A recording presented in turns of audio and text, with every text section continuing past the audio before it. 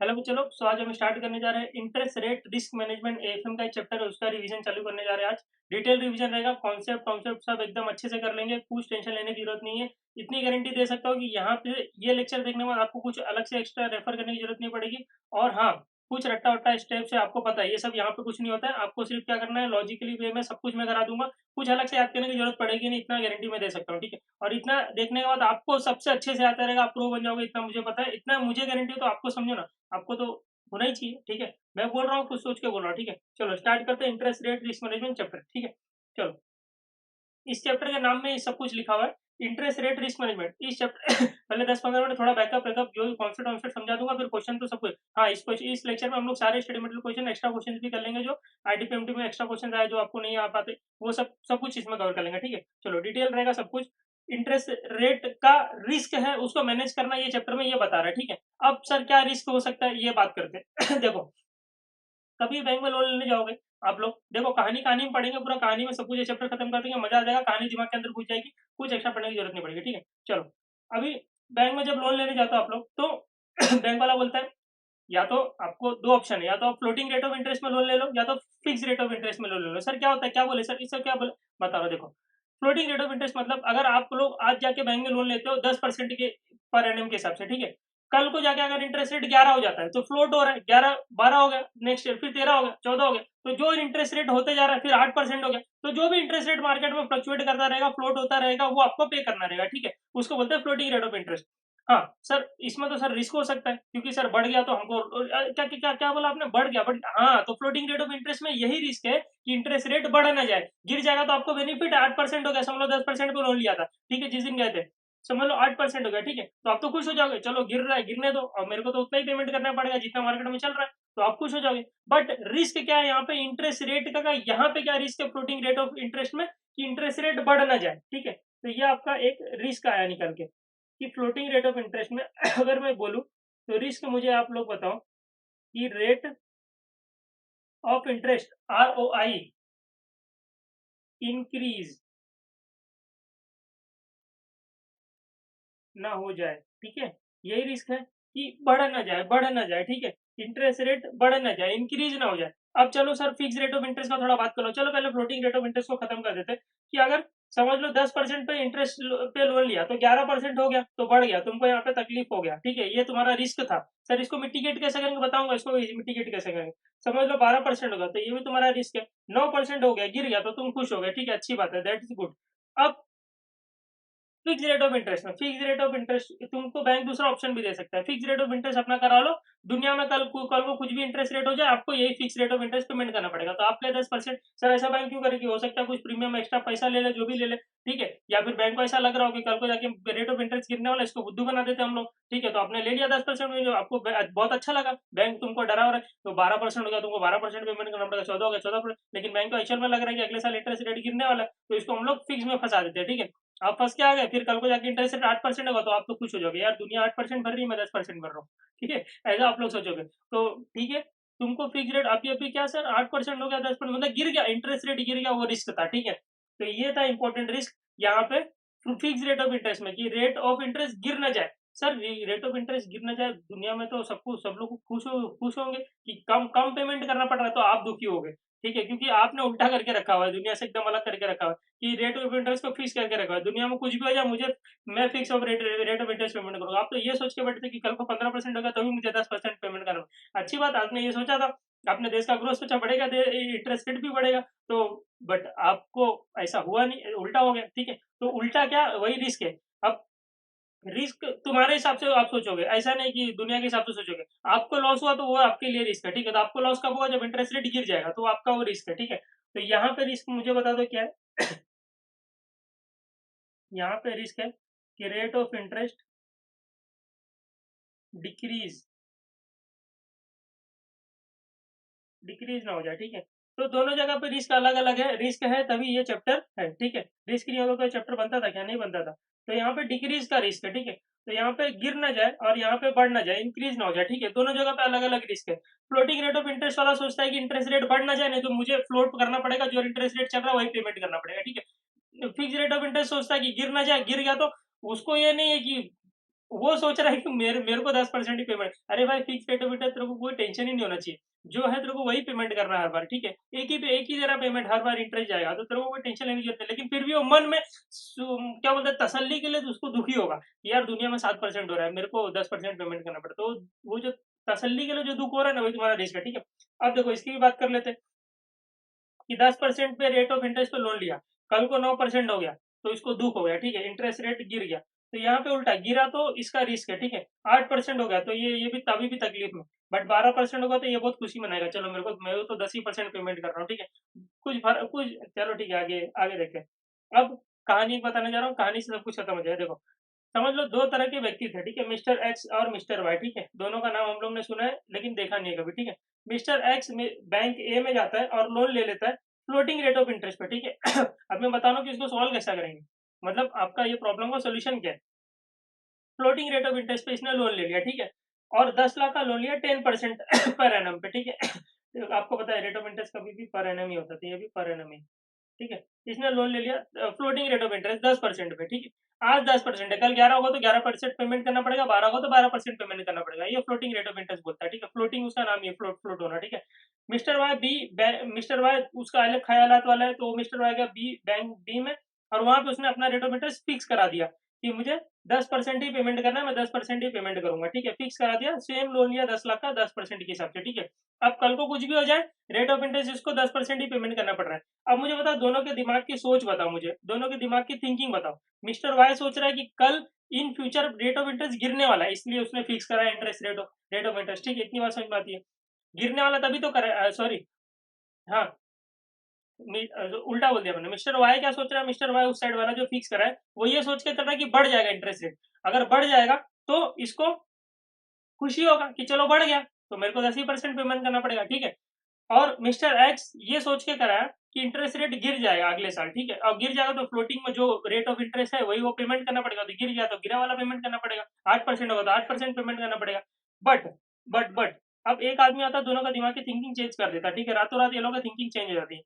Mister x को डरा के जाता है, बोलता है यार इंटरेस्ट रेट तुमने फ्लोट में लिया क्या, फ्लोट पे लिया क्या, क्या सोच के लिया कि गिर जाएगा? नहीं, रेट ऑफ इंटरेस्ट तो बढ़ने वाला है। और जाके मिस्टर एक्स को बोल देता है कि रेट ऑफ इंटरेस्ट बढ़ जाएगा, ठीक है? अब ये तो रात भर सोया नहीं, सोच रहा है यार बढ़ जाएगा तो मुझे, मैंने तो फ्लोटिंग करा के रखा है, तो मुझे उतना पेमेंट करना पड़ेगा। और मिस्टर वाई को सेम वही आदमी जाके बोलता है कि यार तूने फिक्स रेट ऑफ इंटरेस्ट पे लोन लिया क्या? बोलता है हाँ मैंने। क्या सोच के लिया? अरे गिरने वाला है क्या, ये सोच के? नहीं बढ़ने वाला है, ये सोच के लिया? नहीं बढ़ने वाला नहीं, गिरने वाला है इंटरेस्ट रेट। उसको उल्टा बोल गया, उसको बोला बढ़ने वाला है, तो तूने फिक्स क्यों नहीं कराया, फ्लोट पे क्यों ले लिया? मिस्टर वाई को जाके उल्टा बोल रहे हैं, बोलता है यार गिरने वाला नहीं है, बढ़ने वाला गिरने वाला है, सॉरी, इसको बोल रहा है कि गिरने वाला है इंटरेस्ट रेट। और गिर जाएगा तो तेरे को लॉस हो जाएगा, तेरे को फ्लोटिंग में लेना चाहिए था। तो दोनों की दिमाग की बत्ती गुल करके आ गया, ठीक है? अब वो आदमी की बात बता रहा हूँ, वो कौन है बताता हूँ मैं ठीक है? तो मिस्टर एक्स और वाई वो आदमी के पास नेक्स्ट डे सुबह में जाते हैं। अब उसका नाम है स्वैप बैंक, ठीक है? Swap bank. अब वो नाम क्यों आया वो भी मैं बताता हूँ, देखो। अब ये दोनों जाते हैं स्वैप बैंक के पास, ठीक है? स्वैप बैंक के बाद इसी प्रकार के लोग आते हैं जो लोग ने कुछ गलती कर दिया और वो गलती को सुधारना है, यहाँ पे आके सुधारेंगे, ठीक है? चलो आ जाओ। अभी मिस्टर एक्स और मिस्टर वाई ये दोनों जाते हैं इनके पास बोलते हैं मेरे सवालों का जवाब दो, दो ना। तो अभी सवालों का जवाब देना, ठीक है? तो मिस्टर एक्स ने जाके स्वैप बैंक को बोला कि मैंने देखो गलती करके आके इंटरेस्ट रेट बैंक में जाके फ्लोटिंग में करा दिया। बट किसी ने तो आके मुझे बोला, अब वो ये लोग को पता नहीं स्वैप बैंक का आदमी है, ठीक है? ये मतलब कहानी सुना रहा हूँ तो थोड़ा इंटरेस्टिंग के लिए कि स्वैप बैंक का आदमी था, वो लोग को दोनों का कान भर के आ गया, ताकि ये लोग के पास बिजनेस है ना, स्वैप बैंक के पास बिजनेस कहाँ से आएगा, तो ऐसे आएगा, ठीक है? तो इसका वास्तविकता से कोई नहीं है, ठीक है? जो भी है। तो मिस्टर एक्स गया स्वैप बैंक के पास, मिस्टर वाई भी गया स्वैप बैंक के पास, ठीक है? तो स्वैप बैंक को जाके बोलता है यार मैंने तो लोन ले लिया, इंटरेस्ट रेट फ्लोट करा गया, फ्लोटिंग पे, ठीक है? और मुझे ऐसा पता चला है कि इंटरेस्ट रेट तो कल को जाके बढ़ने वाला है, तो मुझे तो 10% पे लोन लिया, कल जाके बढ़ जाएगा, 12% पेमेंट करना पड़ेगा। तो आई डोंट वांट टू पे इन फ्लोटिंग रेट ऑफ इंटरेस्ट, मुझे फिक्स पे पेमेंट करना है। अब आप कुछ करो, आप कुछ समाधान दो सर, कुछ समाधान दो, ठीक है? स्वैप बैंक को ऐसा जाके बोल दिया। अब मिस्टर वाई आया, मिस्टर वाई आके बोला कि सर एक्चुअली में कैसा है ना सर, ये थोड़ा वैसा, ठीक है, प्रोफेशनल बात करें sir, actually what I done Hindi में बोलना। तो वो बोलता है सर मैंने क्या किया ना कि मैं जब लोन लेने गया तो मैंने फिक्स रेट ऑफ इंटरेस्ट पे लोन लिया, ठीक है? बट मुझे आज मतलब रातों रात मुझे पता जैसा चला कि रेट ऑफ इंटरेस्ट तो कल को जाके गिरने वाला है। तो मुझे तो लॉस हो जाएगा सर, मेरे को तो 10% ही पेमेंट करना पड़ेगा, बट 8% हो गया कल को आके तो मुझे 2% का लॉस हो जाएगा। फ्लोटिंग में मुझे चाहिए था सर, आप कुछ करो ना सर, सर प्लीज कुछ करो ना sir, sir sir sir sir. तो वो बोलता है अरे रुक भाई रुक रुक रुक। तो स्वैप बैंक मनी मन खुश हो रहा है कि दो तरह के लोग आ गए, दोनों के अलग अलग ख्याल है, दोनों को अपना क्या करना है, दोनों ने लोन 10 लाख का लिया, तो दोनों का मैं समाधान दे सकता हूँ, ठीक है। तो उसने दोनों को मिलाया और अपना बीच में कमीशन खाया, ठीक है। दोनों को क्या बोला कि देख मिस्टर वाई और मिस्टर एक्स तुम लोग बाजू बाजू में बैठो, ठीक है, बिठा दिया। अब बाजू दो वो लोग बोला वो लोग को कि देखो मिस्टर एक्स, तुम्हारा लोन क्या है, तुम्हारा लोन फ्लोटिंग है, ठीक है, पर तुमको क्या पे करना है, फिक्स, ठीक है। और तुम्हारा 10 लाख का लोन लिया है, 10% पर लिया है, ठीक है, हो ठीक है, हाँ यस सर। अब मिस्टर वाई को बोला तेरा क्या है भाई, तू 10% पे लोन लिया है, फिक्स रेट ऑफ इंटरेस्ट पर लिया है, ठीक है। तो अभी तुम दोनों को तुम्हारे ख्यालात चेंज करने हैं, ठीक है। हाँ सर, ख्यालात चेंज करने, क्या चेंज करने की, मुझे मिस्टर एक्स बोल रहा है कि मुझे सर फिक्स पेमेंट करना है क्योंकि रेट ऑफ इंटरेस्ट बढ़ने वाला है, ठीक है, ऐसा ये सोच रहा है। और मिस्टर वाई को बोल रहा है, मिस्टर वाई बोल रहा है ये नहीं सर, मुझे तो फ्लोटिंग पेमेंट करना है, मुझे लग रहा है गिर रहा है, ठीक है। अब दोनों ही सट्टेबाजी कर रहे हैं, ठीक है। तो चलो ठीक है, तो स्वैप बैंक ने बोला चलो स्वैप कर देते हैं क्योंकि हम लोग बैठे हैं स्वैप बैंक में, तो तुम इंटरेस्ट पेमेंट तुम्हारा मत करना, तुम्हारा वो करेगा तुम, और उसको बोला कि तुम्हारा इंटरेस्ट रेट ये पे करेगा, ठीक है। मतलब सर क्या बोल रहे हो सर, देखो मिस्टर एक्स का फ्लोटिंग रेट ऑफ इंटरेस्ट था, ठीक है, कल को अगर 12 हो गया तो 12 पेमेंट करना पड़ेगा, बट मिस्टर एक्स ऐसा चाहता है ही नहीं। क्यों नहीं चाहता, क्योंकि उसको फिक्स में पेमेंट करना है। और मिस्टर वाई ऐसा चाहता है, जब मिस्टर वाई ऐसा चाहता है कि floating rate of interest payment करे, तो क्यों ना मिस्टर वाई मिस्टर एक्स का लाइबिलिटी पे करे। अब फ्लोटिंग में चाहिए था ना, तो ले भाई मिस्टर एक्स ने फ्लोटिंग में किया हुआ है, तो कल को कुछ भी होगा तेरे को भरना पड़ेगा। अब तू जो तू सोच रहा है ऐसा जरूरी नहीं है वही होगा, ठीक है, बट जो भी होगा तुझे पेमेंट करना पड़ेगा because you are agreeing here. Swap bank में आप दोनों मिलकर एग्री कर रहे हो कि जो भी कल होगा हमको ऐसा पेमेंट कर, क्योंकि आज तुम्हारी थिंकिंग चेंज हो गई है, कल को आगे वापस से थिंकिंग चेंज हो गई, यू कांट चेंज, ठीक है, क्योंकि तुमने एक थिंकिंग करा, फिर उसको चेंज करने के लिए वापस आए, फिर वो हमने करके दिया। अब तुम अपना बेनिफिट देके अगले साल वापस से थिंकिंग चेंज करोगे तो ऐसा नहीं हो, ठीक है, ऐसा नहीं होगा, ठीक है। तो अब मिस्टर एक्स मिस्टर वाई की बात हो गई एग्री। तो मिस्टर एक्स जिसने फ्लोटिंग रेट ऑफ इंटरेस्ट पे लिया था, तो इसका फ्लोटिंग था ना, तो ये फ्लोटिंग उधर चला गया, ठीक है, ये फ्लोटिंग गया उधर पे, और इसका फिक्स आ गया यहाँ पे। समझाता हूँ कैसे कैसे वर्क करेगा, मैं समझाता हूँ, देखो। तो ये हो गई, बात खत्म हो गई, ठीक है। अब मिस्टर एक्स जो है वो फ्लोटिंग पे अब नहीं पे करेगा, मिस्टर एक्स पे करेगा फिक्स पे, ठीक है। Mister x will pay eight fix rate of interest, क्योंकि ऐसी उसकी चाहत थी तो चाहत मिल गई, यहाँ पे आ गई, ठीक है। और मिस्टर वाई जो फिक्स रेट ऑफ इंटरेस्ट पे लोन लिया था, बट उसको पेमेंट करना फ्लोटिंग पे, क्योंकि उसको ऐसा लग रहा है गिर जाएगा, ठीक है, तो 10 नहीं 8% हो गया, तो 8% पेमेंट कर, तो मिस्टर वाई की चाहत को फुलफिल किया जाए, यस फुलफिल किया जाए, तो मिस्टर वाई पेमेंट करेगा फ्लोटिंग पे, ठीक है। इतनी बात समझ में आ गई, यस इतनी बात समझ में आ गई। अब सर सर सर अभी तो इंटरेस्टिंग पार्ट आने वाला है, कल को क्या होगा सर, हाँ सर वही तो बताने वाला, कल को क्या होगा। तो कल को जो हुआ वो बहुत ही अलग हुआ, ठीक है। चलो देखते हैं कल को क्या हुआ। रेट ऑफ इंटरेस्ट हो गया 12%, ठीक है, रेट ऑफ इंटरेस्ट हो गया 12%, और मिस्टर एक्स हो गया ये मिस्टर एक्स हो गया ये खुश हो गया। मिस्टर एक्स बोला फ्लोटिंग रेट ऑफ इंटरेस्ट, मैं अगर लिया होता या तो मैं तो फंस जाता, मेरे को 12% पेमेंट करना पड़ता था।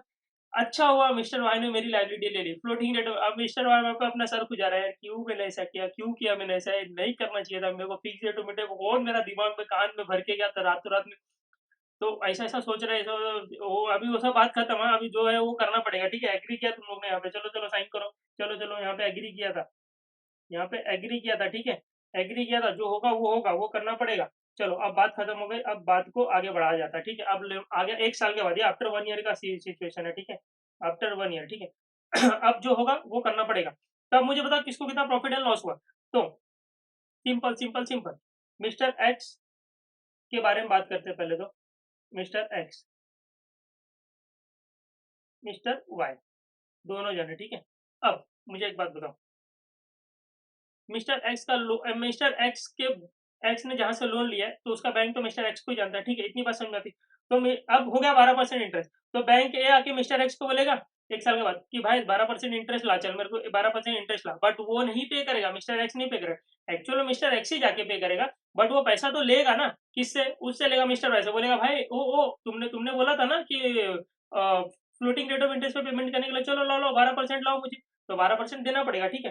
तो मिस्टर वाई देखो, एक पे और एक रिसीव, ठीक है।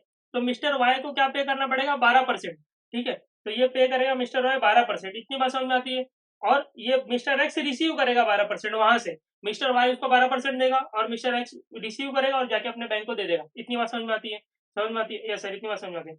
मिस्टर वाई का बैंक वाला मिस्टर वाई को बुलाएगा, ठीक है, बोलेगा भाई 10% इंटरेस्ट दे दे, वैसे मार्केट में 12 चल रहा है, ठीक है, तू तो बेनिफिट में चला गया, लेकिन मिस्टर वाई तो असली में रो रहा है, भाई मैं बेनिफिट में नहीं हूँ, एक्चुअल में मैंने चेंज कर लिया था, बट तुमको नहीं पता है बैंक, ठीक है। तो मिस्टर वाई का बैंक वाला तो 10% ही मांग रहा है, ठीक है। तो उसका 10% कौन पे करने वाला है? मिस्टर एक्स पे करने वाला है, बट जाएगा मिस्टर वाई देने के लिए बैंक में, ठीक है। तो वो जाएगा मिस्टर वाई को 10% उसका देगा, बोलेगा ले तेरा 10% रख, ठीक है, क्योंकि मैंने एग्री किया था फिक्स पे पेमेंट करने था। तो मिस्टर एक्स पे करेगा 10% और इसको दे देगा, ये रिसीव करेगा 10%। मिस्टर एक्स वाई जो है एक्स से रिसीव करेगा 10%, जाके बैंक में दे देगा, खत्म हो गई, इतनी बात समझ में। लॉस किसको कितना हुआ, प्रॉफिट किसको कितना हुआ, ये हमको बताना है, ठीक है। Profit and loss because of दोनों की थिंकिंग अलग अलग, ठीक है। अगर मैं मिस्टर एक्स होता तो मैं तो खुश हुआ होता कि मार्केट में 12% चल रहा है, बट मैंने तो 10% ही पे किया, अच्छा हुआ मैंने स्वैप कर दिया, अच्छा हुआ मैंने स्वैप कर दिया, नहीं तो मुझे 10 की जगह 12% पेमेंट करना पड़ता था, 2% का प्रॉफिट हो गया, ठीक है। ये हो गया 2% का प्रॉफिट, ठीक है। और सामने वाला क्या बोलेगा, यार गलती क्या मैंने फिक्स करा के, सॉरी फ्लोटिंग करा के, फिक्स पे अच्छा खासा रहता, 10% ही पे करना पड़ता था, खाली फोकट का फ्लोट में ले लिया मैंने, अब 12% पेमेंट करना पड़ेगा, मुझे लॉस हो गया 2% का, तो इसको हो गया 2% का लॉस, ठीक है। इतनी बात समझ में आ गई। तो ऐसा एक क्वेश्चन भी है तुम्हारे बुक में, ठीक है, तो वो अगर कुछ भी आया तो समझ जाना, स्वैपिंग वाला क्वेश्चन यही होता है, ठीक है, ये स्वैपिंग से इनको प्रॉफिट है, ये पूछेगा प्रॉफिट एंड लॉस बताओ स्वैप करने से, ऐसा वो सब, ठीक है, वो बात समझ में आ गई। अब सर स्वैप बैंक को क्या मिला, स्वैप बैंक ने हमने कमीशन वमीशन जो लिया वो अलग से बात है, ठीक है, या परसेंटेज इसी में खा लिया होगा जो भी होगा, इतनी बात समझ में आ गई कि अगर फ्लोटिंग और फिक्स रेट ऑफ इंटरेस्ट अगर तुमको बचने का तो तुम ये भी कर सकते हो, और भी एक ऑप्शन है वो भी बताऊंगा, ठीक है, अभी के लिए ये इतना जान के रखो, ठीक है। स्वैप स्वैप वाला कॉन्सेप्ट, तो स्वैप कर लेंगे तो तुमको प्रॉफिट एंड लॉस हो जाएगा, ठीक है। अब सबसे मस्त कड़ाकेदार ये समझ में आया ना, ये बच्चे लोग ये समझ में आया ना, पक्का ना समझ में आया, क्या था सर इसमें, सर इसमें तो कुछ था ही नहीं, हाँ फिर भी समझ में आया ना, ठीक है, अच्छी बात है, चलो। अब अब मुझे एक बात बताओ, ये ये डीप में समझोगे ना तभी ना जाके क्वेश्चन एग्जाम में कुछ भी नया आड़ा टेढ़ा उधर उधर से आ गया तो भी दिमाग खुलेगा ना, दिमाग को खुलने का काम कर रहा हूँ, दिमाग तुम्हारा काम करना चाहिए, ठीक है।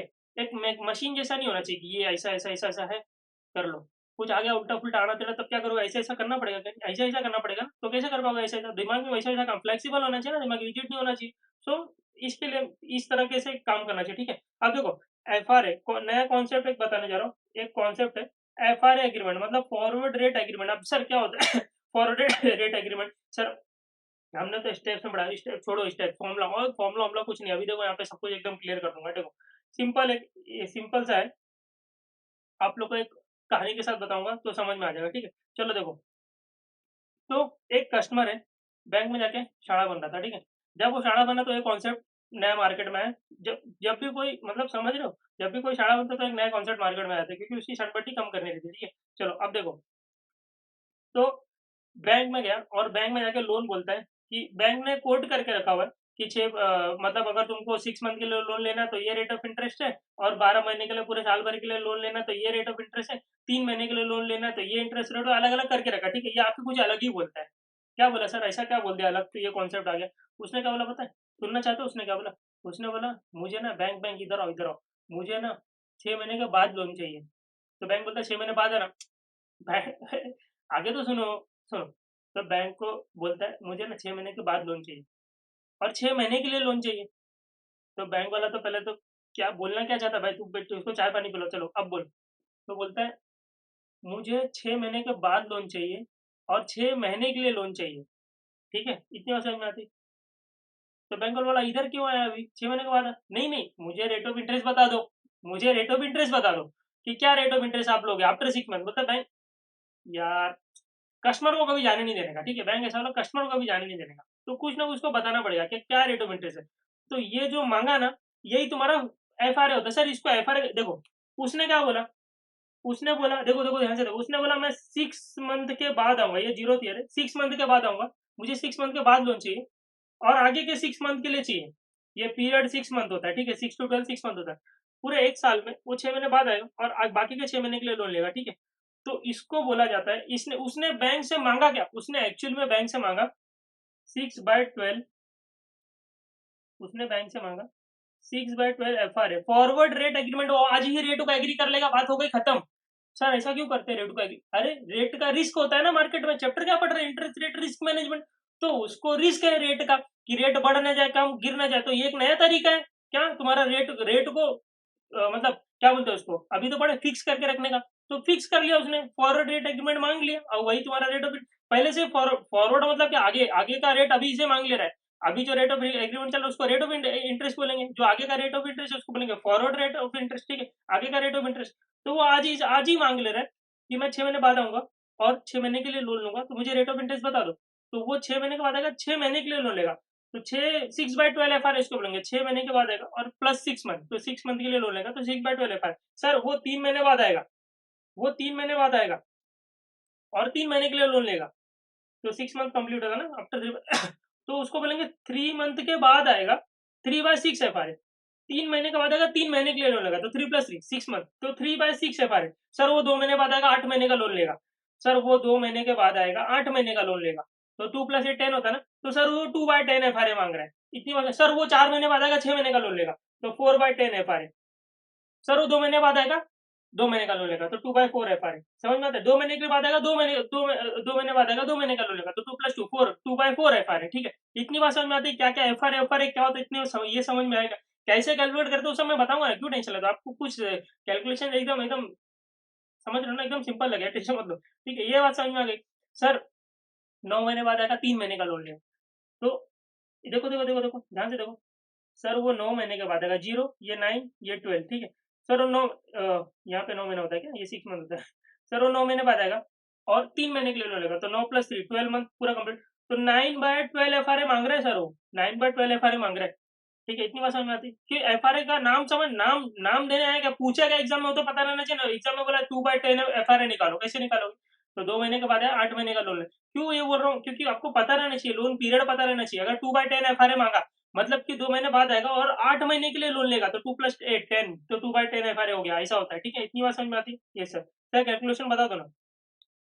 देखो, अब मुझे एक बात बताओ, इसका ना लॉजिकल बताओ एकदम कि क्यों क्यों रेट ऑफ इंटरेस्ट ऐसा निकलता अलग। ठीक है, आप ध्यान से देखो, मुझे एक बात बताओ।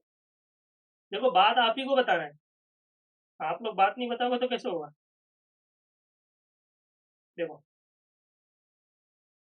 सॉल्यूशन ध्यान से देखो, ये इंपॉर्टेंट है, एग्जाम में आता है, आपके एमसीक्यू में आ जाता है, बोल देगा ये वाला एफ आर ए निकाल लो, तो 2 मिनट में निकालना चाहिए। 2 मिनट में कैसे निकलोगे ये करने के बाद? ठीक है, देखो ध्यान से। क्वेश्चन में क्या बोल रहा है, एग्जाम्पल के तरीके समझेंगे, ये क्वेश्चन ही कहानी है। बैंक ने 6 मंथ का लोन बोरोइंग रेट रखा हुआ है 11.2% पर एनम, ठीक है, 11.2% पर एनम। तो बैंक बोलता है अगर कोई भी 6 मंथ के लिए लोन लेता है, मतलब आएगा चुपचाप आज आज आके बोलेगा मेरे को लोन चाहिए, बट मेरे को 6 महीने के लिए लोन चाहिए, ठीक है, वो सब आना तड़ा नहीं, 6 मंथ के बाद आऊंगा, आना तड़ा नहीं, सीधा सीधा बात करो कि आऊंगा आज आके बोलूंगा मेरे को 6 महीने के लिए लोन चाहिए, ठीक है। तो बैंक बोलेगा 11.2% पर एनम, ठीक है। सर रेट ऑफ इंटरेस्ट तो कभी पर एनम होता है, 11.2% पर एनम है, मतलब 6 मंथ के लिए अलग रेट है कि 11.2% के हिसाब से, तो इंटू 6/12 करेंगे, हो जाएगा। ठीक है, एक सेकंड।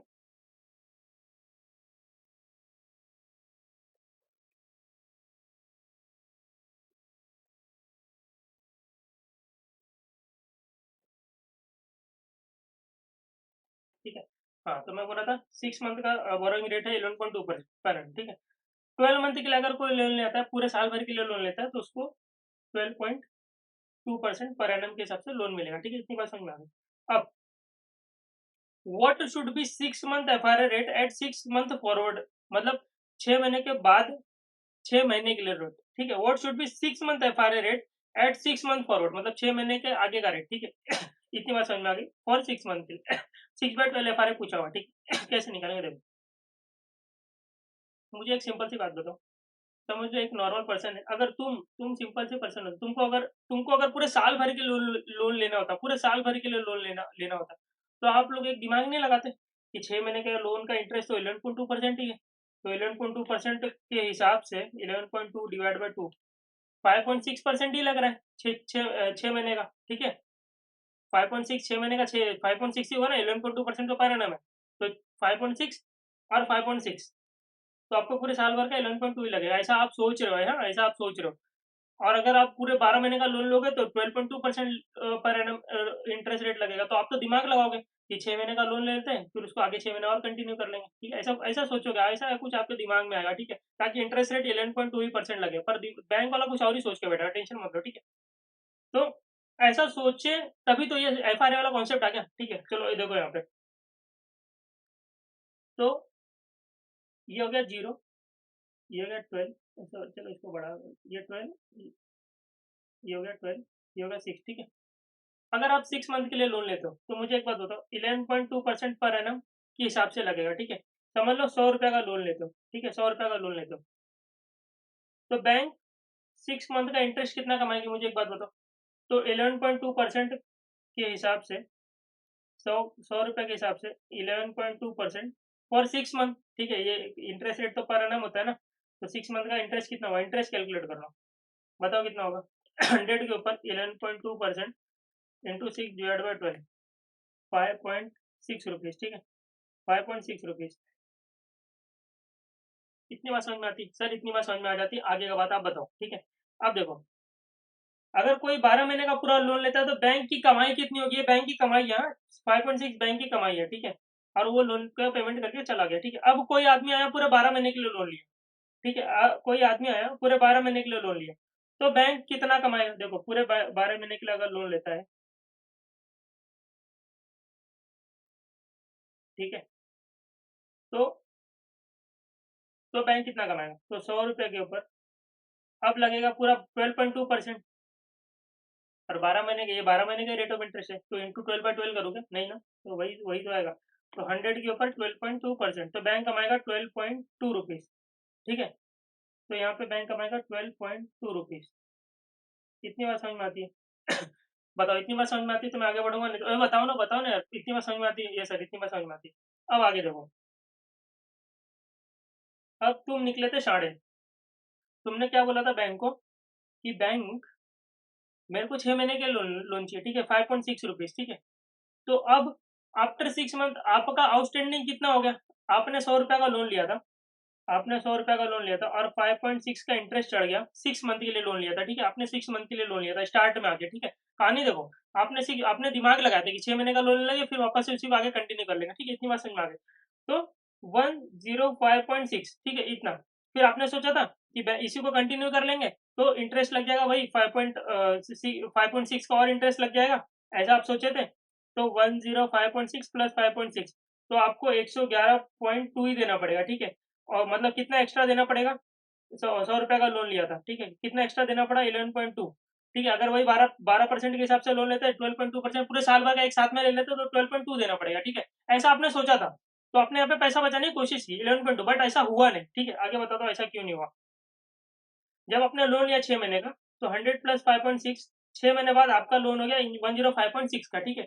अब इतना आपके ऊपर इंटरेस्ट चढ़ गया, अब आपको बैंक ने बोला कि जा भाई पेमेंट कर दे 105.6 और अपना लोन क्लियर कर, ठीक है। आपने दिमाग रखा, आपने बोला कि सर पैसा नहीं है, तो मेरा 6 महीने का और एक्सटेंड कर दो लोन, ठीक है, 12 मंथ कर दो आप उसको, ठीक है।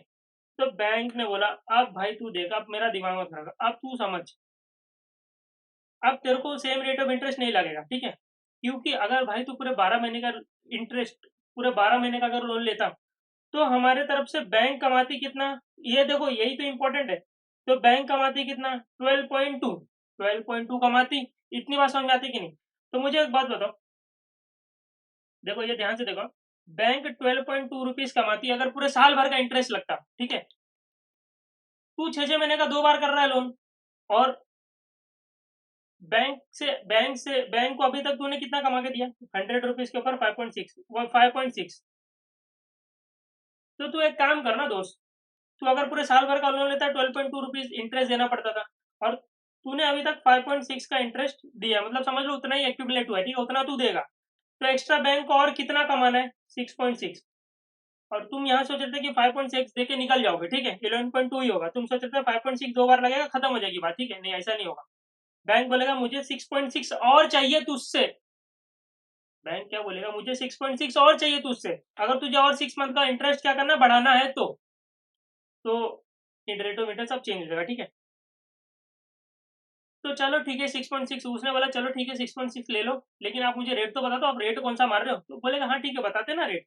तो देखो, तो बैंक ने आके उसको बोला कि तेरा अभी लोन बता कितना है, तूने 100 रुपये का लोन लिया था 5.6, तेरा आफ्टर 6 मंथ 105.6 आउटस्टैंडिंग अमाउंट है, तेरा आउटस्टैंडिंग अमाउंट 105.6 है, और हम तुझसे 6.6 और कमाना चाहते हैं, सो दैट हमारा अर्निंग 12.2 हो जाए, क्योंकि 5.6 का अर्निंग कर लिया हम लोग, तेरे से इंटरेस्ट कमा चुके, हमारा अर्निंग 12.2 हो जाए, सो दैट हमको तू 6.6 और कमा के दे दे, ऑन विच ऑन विच जो तेरा लोन आउटस्टैंडिंग है, अब तेरे को 1056 यही तेरा लोन आउटस्टैंडिंग है ना, तो इसके ऊपर ही तो अब ये तो पेमेंट नहीं करेगा आज, तो ये तेरा लोन अमाउंट हो जाएगा। अब इसी के ऊपर और हम लोग इंटरेस्ट मारेंगे, तो कितना इंटरेस्ट कितना मारे, 6.6 का इंटरेस्ट मारोगे, ठीक है, मैक्सिमम 6.6, तो वो कितना परसेंट है, तो 6.6 is how much percent on 105.6, बता दो,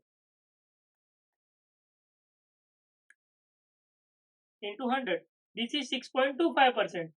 ठीक है, तो तुम सोच रहे थे कि 5.6% ही लगेगा, सॉरी यहाँ 5.6% ही लगेगा, 11.2 के हिसाब से हाफ मंथ का 5.6% होता है, नहीं, बट हम लोग 6.25% लगाएंगे तेरे को इंटरेस्ट, सो दैट ये 105.6 जाके बन जाए।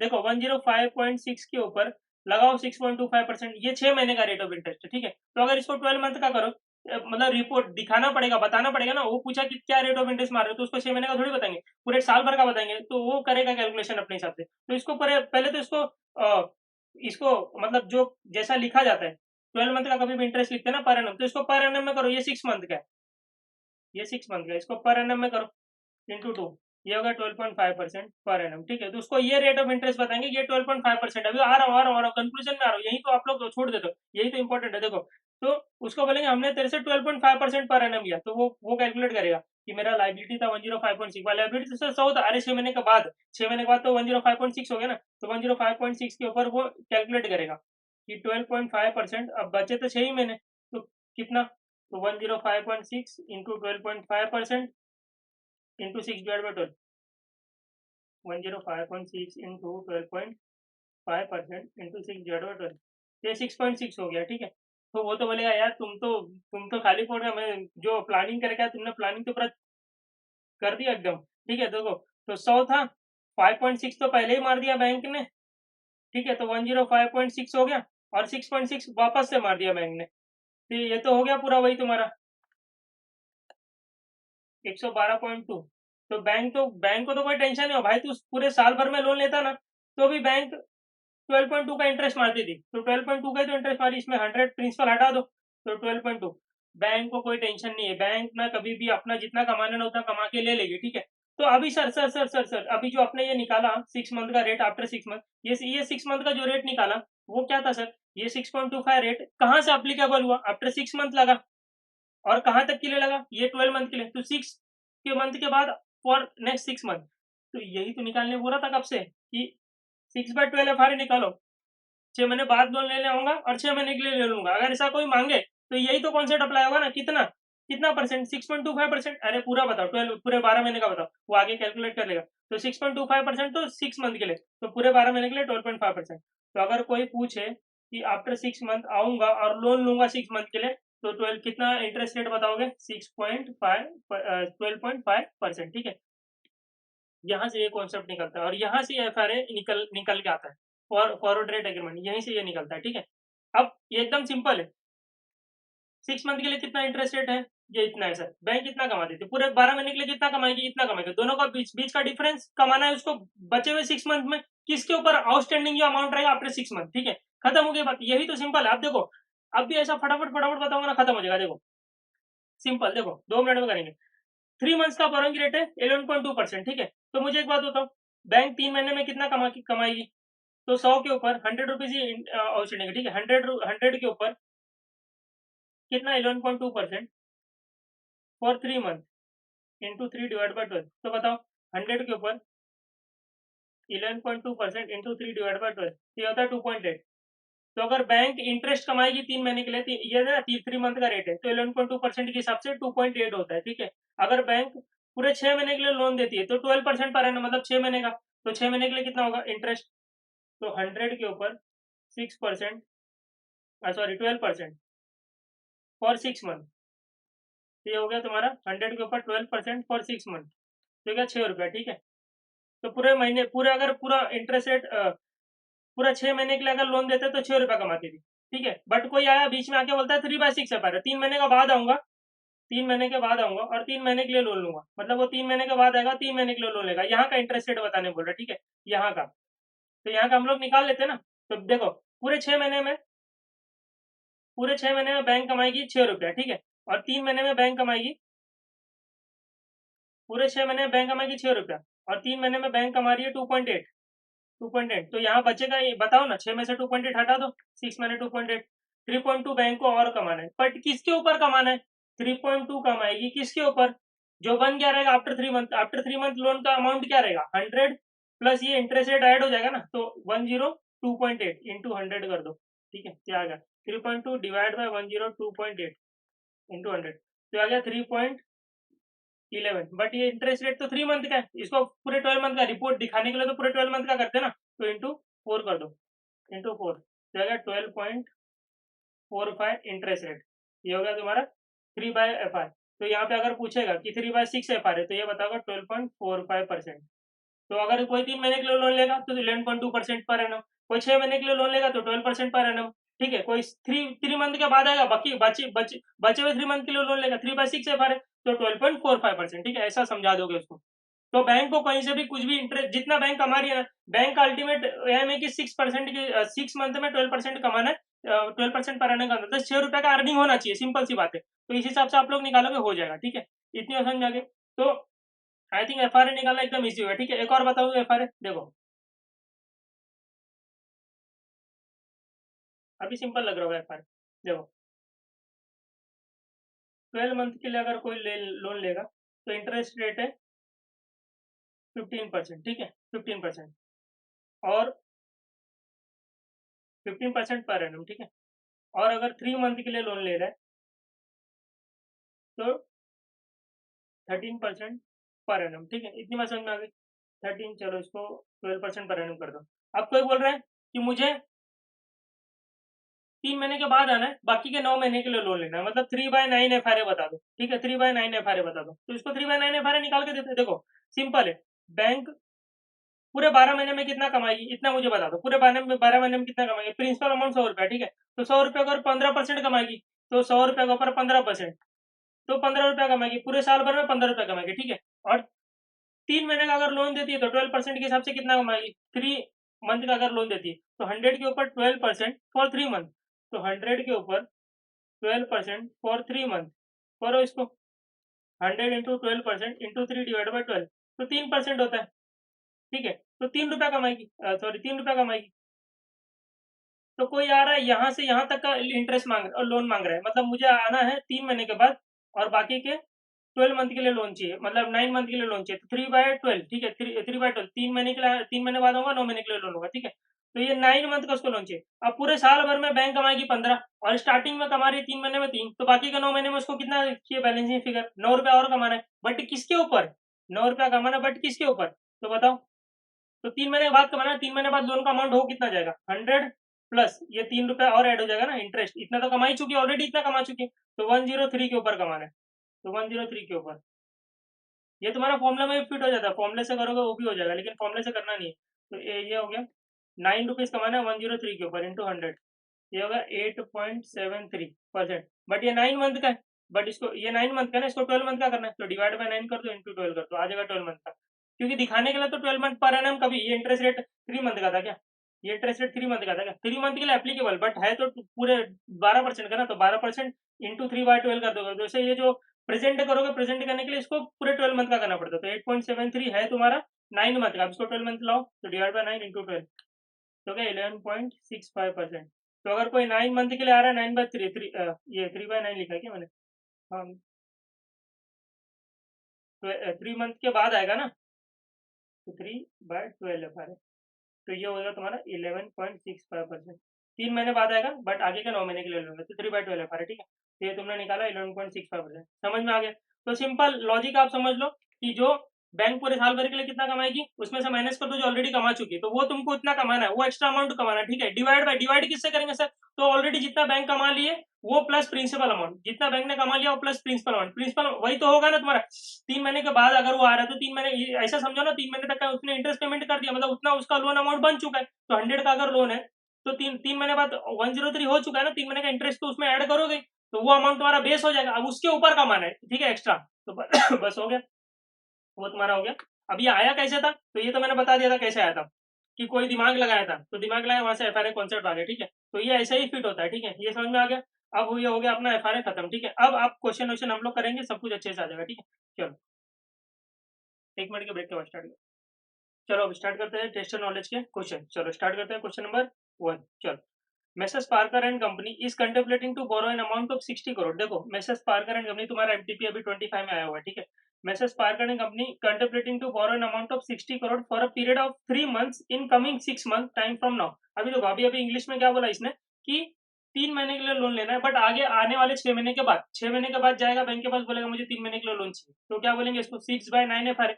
6 मंथ के बाद आएगा, 3 मंथ के लिए लोन लेगा तो 6 + 3 9, 6 महीने बाद आऊंगा और 3 महीने के लिए लोन लूंगा तो 6/9 एफ आर है, ठीक है। ये समझ में आता है। चलो अब आगे देखो, current rate of interest is 9% per annum. आज जो लोन लेगा उसको 9% पर एनम का इंटरेस्ट रेट लगेगा, ठीक है। लेकिन आज तो लेने वाला नहीं, ये लेने वाला 6 महीने के बाद, तो इसके लिए अलग रेट ऑफ इंटरेस्ट होगा। चलो पढ़ते हैं। But it may go up in 6 month, बोल रहा है 6 मंथ के बाद हो सकता है रेट ऑफ इंटरेस्ट बढ़ जाएगा। तभी तो आके शाना बन रहा था कि मेरे को 6 महीने बाद लोन लेना है, 3 महीने के लिए बता दो अभी के लिए क्या रेट ऑफ इंटरेस्ट रहेगा, तो बता रहे उसको। The company wants to hedge itself against the likely increase in interest rate। देखो मैंने स्टार्ट में बताया था ना, जब कॉन्सेप्ट पढ़ा रहा था कि ये सब इंटरेस्ट रेट से बचा कैसे जाता है, तो एफआरए सेकंड फॉर्मूला, मतलब सेकंड थिंग जिससे तुम बच सकते हो, इंटरेस्ट रेट हेज कर सकते हो अपने आप को, ठीक है। तो वही सिखाया हुआ, ठीक है। अब देखो ये कैसे हेज कर रहा है। The company's banker quoted an F R. Company का बैंकर मतलब कौन, कंपनी जहां से हर बार बैंक से ट्रांजेक्शन करती है कंपनी का बैंकर होता है, ठीक है। तो उससे क्या क्या कंपनी ने बात किया, तो बैंकर ने कोट किया, क्या रेट कोट किया। उस रेट को इंग्लिश में क्या बोला जाता है, अभी अभी पढ़े थे, एफ आर ए, ठीक है। उसको बोलते हैं फॉरवर्ड रेट एग्रीमेंट। बाद में आके करेगा ना, लोन लेगा ना, तो फॉरवर्ड आगे का रेट एग्रीमेंट, ठीक है। हो गई बात खत्म। कितना बोला बैंक ने उसको, 9.3%। तो इसको इंग्लिश में क्या बोलेंगे, 6/9 एफ आर ए। तो इसको बोलेंगे 6/9 एफ आर ए की 6 महीने बाद आएगा, 3 महीने के लोन लेगा, तो 6 + 3 9, ठीक है, 6/9 एफ आर ए। ठीक है, इतनी बात समझ में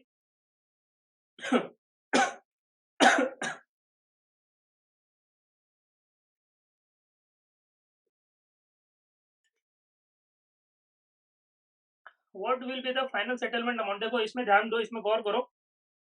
फाइनल सेटलमेंट अमाउंट क्या होगा if the actual rate of interest after 6 month. देखो आफ्टर 6 मंथ इंटरेस्ट रेट क्या हो गया, 9.6% हो गया, या तो फिर 8.8% हो गया। दो सिचुएशन दिया हुआ है, ठीक है। इतनी बात समझ में आती है।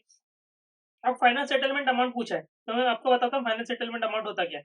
पहले उसके पहले प्रॉफिट एंड लॉस निकाल लेते हैं, ठीक है। देखो सिंपल, अगर मैंने मैंने अगर हेज नहीं किया होता अपने आप को, तो 6 मंथ के बाद रेट क्या चल रहा है, ये 6 मंथ के बाद का रेट है, हाँ, कि 6 मंथ के बाद अगर कोई आता तो उसने तो पहले तो फिक्स करा लिया 9.3% के हिसाब से, उसने अपना रेट फिक्स करा लिया। अब आफ्टर 6 मंथ जो भी रेट चलेगा उससे कुछ लेना देना नहीं है, क्योंकि अपना रेट इसने फिक्स करा लिया, इसने एफआरए एग्रीमेंट कर लिया, रेट एग्रीमेंट कर लिया 9.3%, ठीक है। 6 महीने बाद आएगा, 3 महीने के लिए लोन लेगा at the rate 9.3% per annum, खत्म हो गया बात, ठीक है। अब उस हिसाब से इसकी लायबिलिटी कितनी बनती है वो एक बार देख लेते हैं, कि हमारा हिसाब देख लेते हैं, ठीक है। देखो ये मैंने यहाँ पे समझा है कि 0th मंथ 6 मंथ के बाद आएगा और बाकी के 3 मंथ के लिए लोन लेगा, तो 3 मंथ का पीरियड हो गया तुम्हारा 6 to 9, तो 6/9 एफआरए बोलेंगे और 60 करोड़ का लोन लेगा, ठीक है। इतनी बात समझ में आ गई। 6/9 एफआरए इसने रेट फिक्स कर लिया 9.3%। अब दुनिया में कुछ भी हो से 9.3% ही ये पेमेंट करेगा, खत्म हो गया बात, ठीक है। तो हमारा हिसाब क्या बोलता है, मतलब जिसने लोन लिया है उसका हिसाब क्या बोलता है कि मेरा तो रेट फिक्स हो गया 9.3%, ठीक है। और 60 करोड़ के ऊपर 9.3% पेमेंट करेगा 3 महीने के लिए, ठीक है। 3 महीने का लोन है ना, तो 9.3% तो पर एनम, तो इंटू 3 डिवाइड बाय 12, तो 1.395 करोड़ का इसको इंटरेस्ट पेमेंट करना पड़ेगा, ठीक है। इतनी बात समझ में आ गई।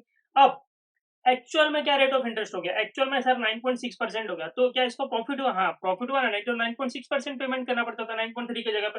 तो एक्चुअल में इसको पेमेंट कितना करना पड़ता था अगर ये हेज नहीं करता था, तो 60 करोड़ के ऊपर 9.6% 3 मंथ के लिए 1.44 करोड़, ठीक है। इतनी बात समझ में आती है। तो इसको बेनिफिट कितना हुआ, इसको बेनिफिट हुआ 1.44 करोड़ पेमेंट करना पड़ता था, उसने पेमेंट किया 1.395 का, ठीक है। तो 0.05 करोड़ का, या तो उसको बोलो 4,50,000, ठीक है, 4,50,000 का इसको बेनिफिट हुआ।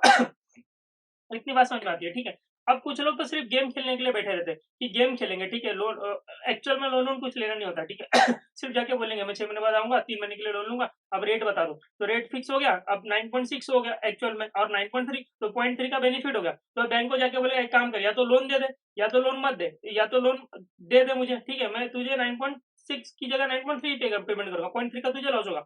या तो सिंपल 0.3 जो परसेंट जो मेरे को बेनिफिट हुआ है वो मुझे दे दे, मेरा पैसा आज ही, ठीक है। तो खत्म हो गई बात, तो लोन वोन कुछ लूंगा नहीं, ठीक है। तो क्या बोला, फाइनल सेटलमेंट कर दो, नेट खत्म खत्म कर दो, लोन वोन दो ही मत, मेरे को सिर्फ वो बेनिफिट ही कमाना था, मैं तो आपको ऐसे बुद्धू बनाने आया था, तो 0.3% मुझे दे दो। वो किस दिन जाके बोल रहा है, जब 6 मंथ के बाद जब लोन लेने गया ना तब जाके बोल रहा है, ठीक है। इतनी बात समझ में आती है। तो ये आफ्टर 6 मंथ आया और बोलता है कि देखो ऐसा ऐसा बात है, 9.6 चल रहा है और 9.3 मैंने रेट करा लिया था, तो 0.3 का बेनिफिट हुआ, ठीक है। अब वो बेनिफिट होगा कब, जब वो पूरे 3 महीने लोन लेगा, और 3 महीने के बाद जब उसका इंटरेस्ट पेमेंट कब आएगा, आफ्टर 3 मंथ, तो 9th मंथ, जब 9वें मंथ पे पहुंचेगा ना, तब जाके उसको बेनिफिट होगा 4,50,000 का। बट वो तो 3 महीने पहले ही आके बोल रहा है, मतलब आफ्टर 6 मंथ आके बोल रहा है कि जो फाइनल सेटलमेंट कर लेते ना, बात ही खत्म कर देते, तो क्या उसको पूरा 4,50,000 देना चाहिए? नहीं। 4,50,000 तो उसको 9 मंथ के बाद, 3 महीने के बाद, पूरा 3 महीने कंप्लीट होने के बाद उसको 4,50,000 मिलेगा। बट जब फाइनल सेटलमेंट करना हो, लोन वोन देना ही ना हो, जब वो 6 मंथ बाद आया, बोला मुझे पैसा दे दो मेरा, ठीक है, जो बेनिफिट हुआ, तो पैसा तो अक्रू अराइज अभी तो अराइज हुआ है, जब एक्चुअल में मिलेगा कब, रिसिप्ट कब होगा, 3 महीने के बाद, जो बचा हुआ पीरियड 3 महीने का लोन, उसके बाद ही उसको मिलेगा 4,50,000 जो बेनिफिट होगा। बेनिफिट होगा कब, एक्चुअल में बेनिफिट जब वो लोन खत्म होगा ना, तभी ना पेमेंट आएगा। 3 महीना कंप्लीट तो होने दो, तभी ना इंटरेस्ट चढ़ेगा। तो 3 महीना कंप्लीट होगा, 9 मंथ पे जाके उसको बेनिफिट होगा। इतनी बात समझ में आती है? तो सर फाइनल सेटलमेंट आज करने के लिए क्या करना चाहिए? तो उस 4,50,000 को 3 महीना पीछे लेके आ जाओ, 3 महीना पहले लेके आ जाओ, और आज पैसा देके खत्म करो। मतलब 4,50,000 का प्रेजेंट वैल्यू निकाल लो, तो आज उतना पैसा देके खत्म करो। समझ में आता है ये बात? अब देखो करेंगे कैसे?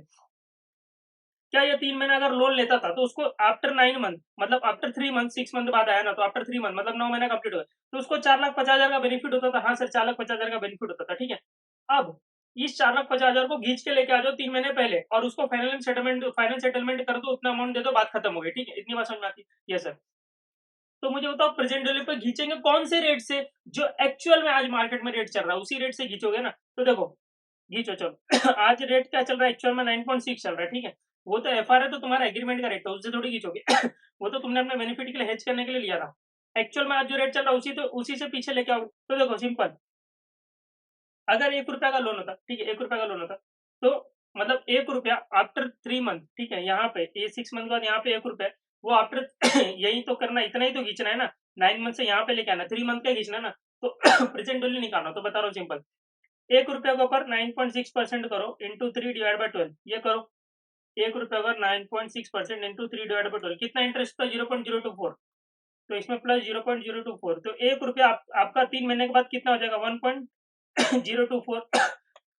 1.024 हो जाएगा। तो वही यहाँ पे बताए, 1 रुपया आफ्टर 3 मंथ 1.024 हो जाएगा। और आफ्टर 3 मंथ का अमाउंट पता है आपको? 4,50,000। तो उसको पीछे लेके आ जाओ, तो इंटू 1 डिवाइड बाय 1.024, यही होता है प्रेजेंट वैल्यू, ठीक है। तो 4,39,453। तो 4,39,453 आज जैसे 6 महीने बाद आया वो, ठीक है, उसके उसके जेब में 4,39,453, तो बोलो भाई खत्म, फाइनल सेटलमेंट हो गया, डन हो गया, ठीक है। बैंक हार गए, ठीक है, बैंक को 0.3 का लॉस हो गया, 0.3 का लॉस 4,50,000, बट 4,50,000 होता था 6 मंथ के बाद, सॉरी 3 मंथ के बाद। तो वो उसको आज ही खत्म करना है बात को, तो फाइनल सेटलमेंट उसी का बोला। वही फाइनल सेटलमेंट का अमाउंट पूछ रहा है ना, कुछ और थोड़ी पूछ रहा है। सिर्फ बेनिफिट लॉस को बोला तो छोड़ देता मैं इतना करके, 4,50,000 निकाल के, ठीक है। बट उसने बोला फाइनल सेटलमेंट का अमाउंट बताओ, तो मुझे प्रेजेंट वैल्यू निकाल के फाइनल सेटलमेंट कर दूंगा, आज बात खत्म हो गई, ठीक है। लोन कुछ नहीं दूंगा, वो तो सिर्फ एक क्या कमाने का जरिया, ठीक है। तो अब 4,39,453 आप फॉर्मूला से कैसे निकालते थे? ये देखो, आपने क्या किया, 9.6 और 9.3, 0.3 बेनिफिट लिया 60 करोड़ के ऊपर, इंटू 3/12, यही तो, ये ऊपर वाला अमाउंट जो आया, ये कैलकुलेट करोगे तो ये आएगा ना 4,50,000, ठीक है। इसको डिवाइड करोगे, देखो इंटू 1 डिवाइड बाय 1.024, इसको डिवाइड करोगे 1 ये क्या फैक्टर है तुम्हारा? वही प्रेजेंट वैल्यू खींचने के लिए 1.024, तो आ गया 4,39,543, ये तुम्हारा फॉर्मूला के हिसाब से आ गया, ठीक है। अब ये फॉर्मूला में ये 60 क्या है? लोन अमाउंट है। 9.6 क्या है? तुम्हारा एक्चुअल अमाउंट है। 9.3 एफआरए अमाउंट है, इंटू 3/12, तो मंथ डिवाइड बाय, तो ये सब फॉर्मूला फिट करोगे, वही है फॉर्मूला, ही है, ठीक है। खत्म हो गया बात, नीचे ये प्रेजेंट वैल्यू अमाउंट है, ठीक है। इतनी बात समझ में आ गई? अब सेकंड वाला क्या बोला? 8.8 हो गया। 8 पॉइंट अगर 8 हो जाता, तो देखो तुमको पेमेंट कितना करना है? तुमको तो 9.3 पेमेंट करना है, इस बार तुमको लॉस हो गया, ठीक है।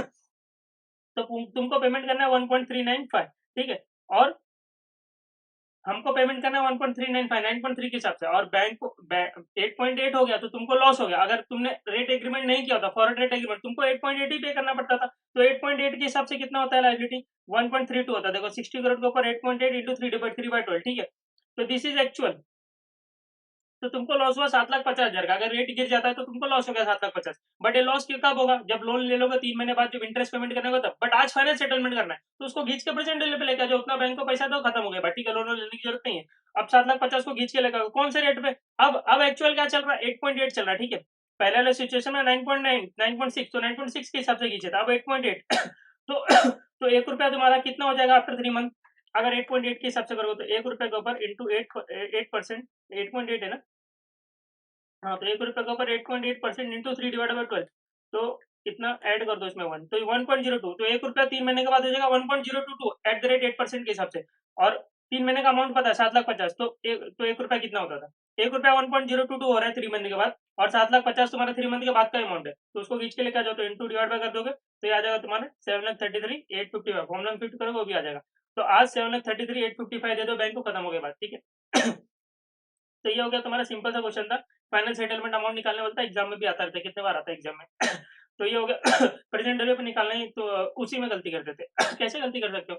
1 रुपए को लेके चले जाओ, 3 महीने बाद कितना हो जाएगा इंटरेस्ट रेट चढ़ा के। 1 रुपए के ऊपर 8% 3 महीने निकले। अब 3 महीने बाद वाला अमाउंट तुमको पता है, तो उसको कंपेयर कर लो उसके साथ, क्रॉस मल्टीप्लाई करो ना, बच्चों वाला खेल है। ठीक है?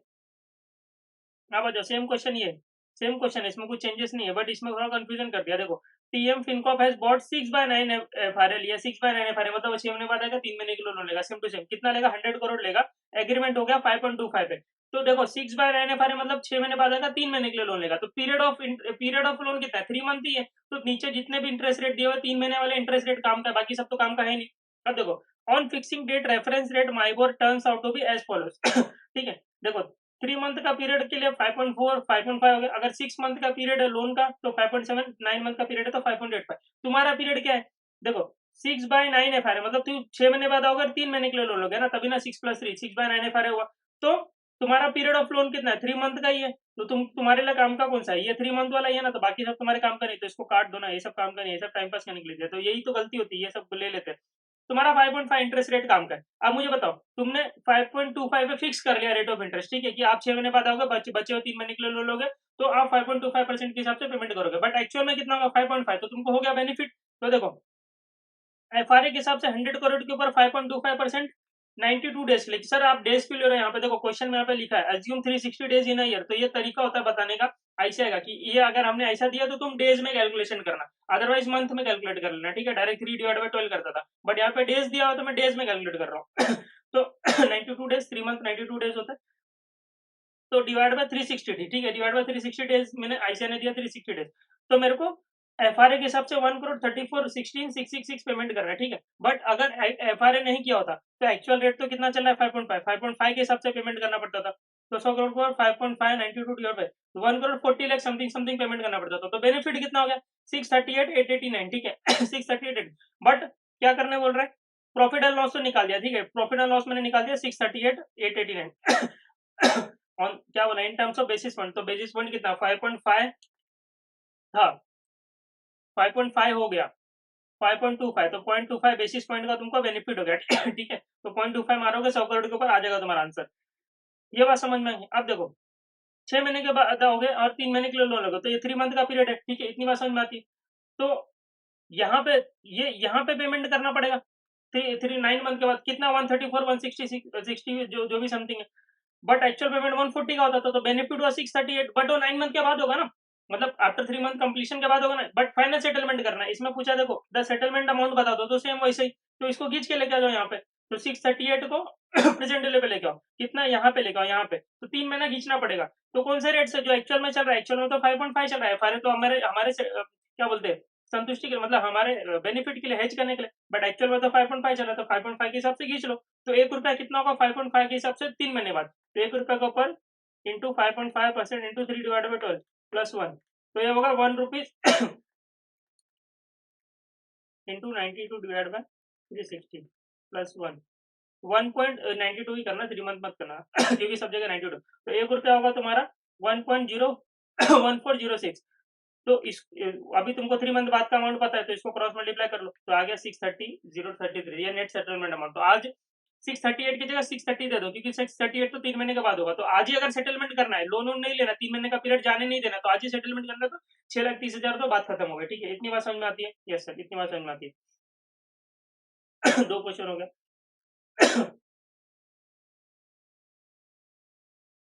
देखो question number 4, suppose a dealer quotes all in cost, ये भी एग्जाम में कितने बार आता है क्वेश्चन। अ जनरिक, ये मेरे टाइम पे एग्जाम में आता, for a generic swap at 8% 6 month लाइवर flat if the notional price amount of swap is 5 lakh. देखो इधर पे स्वैप वाला कॉन्सेप्ट आ गया, किसी ने फिक्स पे लिया होगा, मतलब फिक्स पे लिया होगा, बाद में चेंज किया होगा, तो फ्लोट पे पेमेंट करने के लिए राजी हुआ रहेगा, तो फ्लोट में पेमेंट करेगा, फिक्स में रिसीव करेगा, ठीक है, जैसा अभी बताया था वो question mixture X and Y. तो फ्लोटिंग पेमेंट कर रहा है, फिक्स पे रिसीव कर रहा है, और रिसीव करके आगे सामने वालों को दे रहा है, ठीक है, बैंक को। तो वही क्वेश्चन है, क्या बोल रहा है, ये 8% का रेट है, ठीक है, 6 मंथ के लिए है। If the normal price amount of swap is 5 lakh, 5 lakh का लोन था, वो स्वैप हुआ ये लोग के बीच में।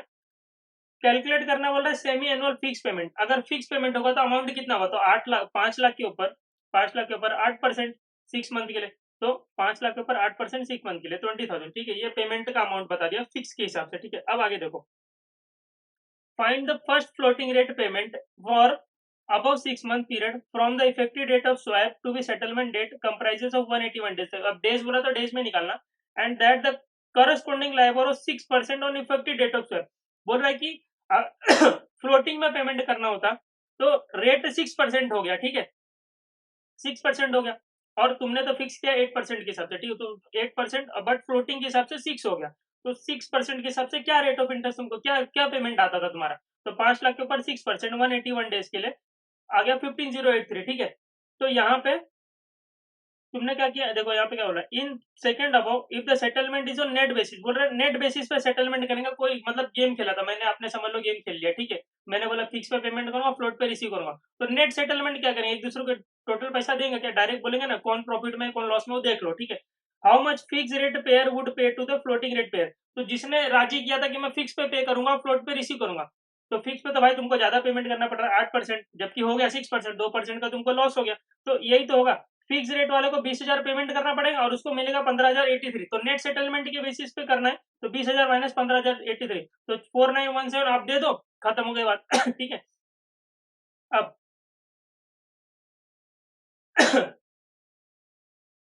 हो गया, खत्म हो गया ना, इतने से तो था, और कुछ नहीं ये तो नीचे समझाया हुआ है अच्छे से मिस्टर एक्स मिस्टर वाई का जो एग्जांपल लिया था ना, उस हिसाब से मैंने बताया कि फिक्स रेट पेयर है, फ्लोट रेट रिसीवर है, तो वही, और कुछ था नहीं इसमें, ठीक है, कुछ है नहीं इसमें क्वेश्चन में, सिंपल सा क्वेश्चन।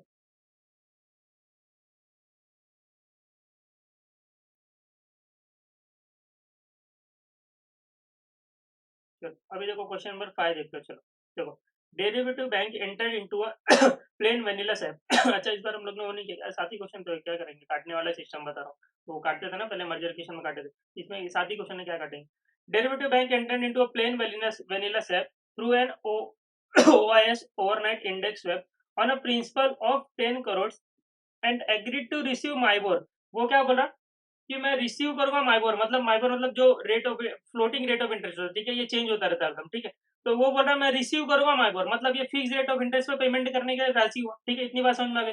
जब मैं फिक्स पे पेमेंट करूँ, ये भी स्वैप किया होगा ना, तो बोल रहा है मैं फिक्स पे पेमेंट करूंगा बट माइबोर में रिसीव करूंगा, ठीक है, for a fix payment on the principal, बोल रहा है मैं पेमेंट फिक्स पे करूंगा, माइबोर पे रिसीव करूंगा।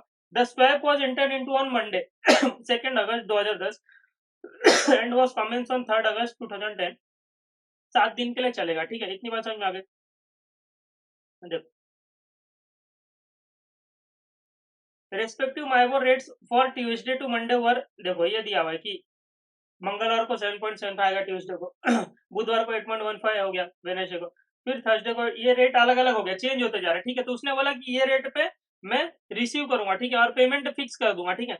अब क्वेश्चन उल्टा पूछ रहा है कि डेरिवेटिव बैंक ने रिसीव किया 317 रुपया नेट सेटलमेंट है, तो मुझे एक बात बताओ, समझ लो फिक्स रेट वाले का पेमेंट आया 10,000 इंटरेस्ट, ठीक है, और फ्लोटिंग रेट वाले का पेमेंट आया 10,317 रुपीज, ठीक है, तो फ्लोटिंग रेट में ज्यादा आया पेमेंट, तो मैंने तो फिक्स पे राजी किया था, तो अगर सेटलमेंट करना होगा तो वो मुझे क्या करेगा, 317 रुपये दे देगा, ठीक है, क्योंकि फिक्स रेट फ्लोटिंग रेट पे मैं पेमेंट करता था 10,317 पेमेंट करना पड़ता था, ठीक है, फिक्स रेट पे 10,000 का पेमेंट है, तो मैं क्या बोलूंगा, मैं तुझे 10,000 दूंगा, तू मुझे 10,317 देगा, इससे अच्छा नेट 317 रुपया दे, तो वही बोल रहा है, डेरिवेटिव बैंक ने बोला था मैं फिक्स पे पेमेंट करूंगा, फ्लोटिंग पे रिसीव करूंगा, सर ऐसा क्यों बोल रहे हैं, देखो ना यहाँ पे लिखा है ना इंग्लिश में, ये देखो,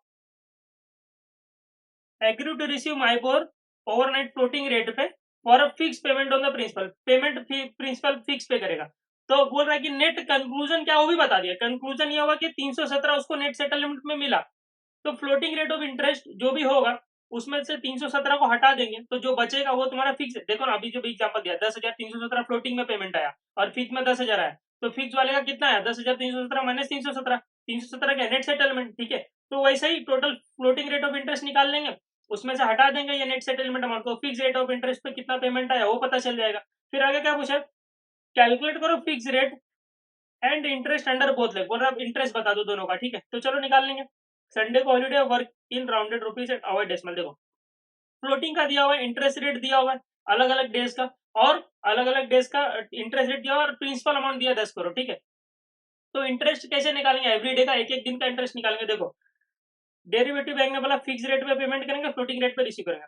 अब देखो ट्यूसडे का इंटरेस्ट ट्यूसडे से रन हो रहा है ना, देखो यहाँ पे ट्यूसडे से रन हो रहा है, ट्यूसडे से ही तो दिया है, ट्यूसडे से मंडे तक का रेट ऑफ इंटरेस्ट दिया हुआ अब देखो ट्यूसडे को 7.75% है रेट, यहाँ पे देखो ट्यूसडे को 7.75% है, तो 10 करोड़ का लोन है, 7.75% लगेगा एक दिन के लिए, क्योंकि वेडनेसडे का रेट अलग है, तो इंटू 1 डिवाइड बाय 365, तो आ गया 21,233 इंटरेस्ट, ठीक है। अब नेक्स्ट डे क्या होगा, उस ये 10 करोड़ में ये प्रिंसिपल में इंटरेस्ट ऐड हो जाएगा, उसके ऊपर लगेगा इंटरेस्ट, ऐसे ही होता है ना, बैंक में भी तो ये होता है, क्यूमुलेटिव चढ़ता जाता है।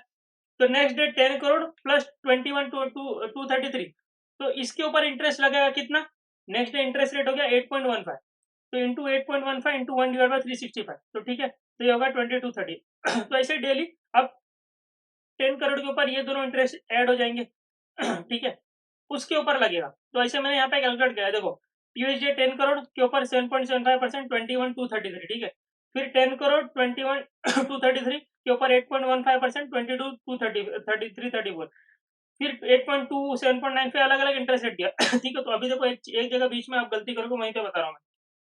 तो फिर थर्सडे को ये चलेगा 8.12, उसके ऊपर 22,256 इंटरेस्ट रेट, अब ये भी ऐड हो जाएगा इसमें 10 करोड़ 43,567 में इंटरेस्ट ऐड हो जाएगा 22, तो 10 करोड़ 65 फ्राइडे को 7.95% 21,740, ये 1 डेज के लिए, ठीक है।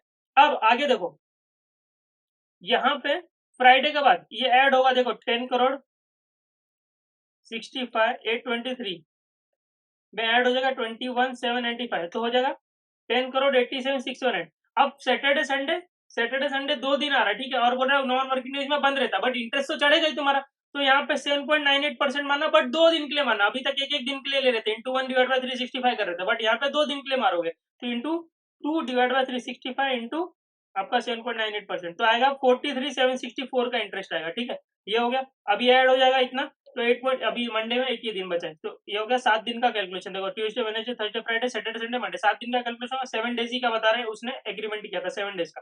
तो अब टोटल इंटरेस्ट को आप ऐड करो, या इंटरेस्ट पार्ट को ऐड करो, तो ये आ जाएगा 1,53,750, ठीक है। तो ये फ्लोटिंग पे है, क्योंकि अलग अलग रेट ऑफ इंटरेस्ट है अलग अलग टाइम पे, तो फ्लोटिंग पे 1,53,740 का आया तुम्हारा टोटल पेमेंट।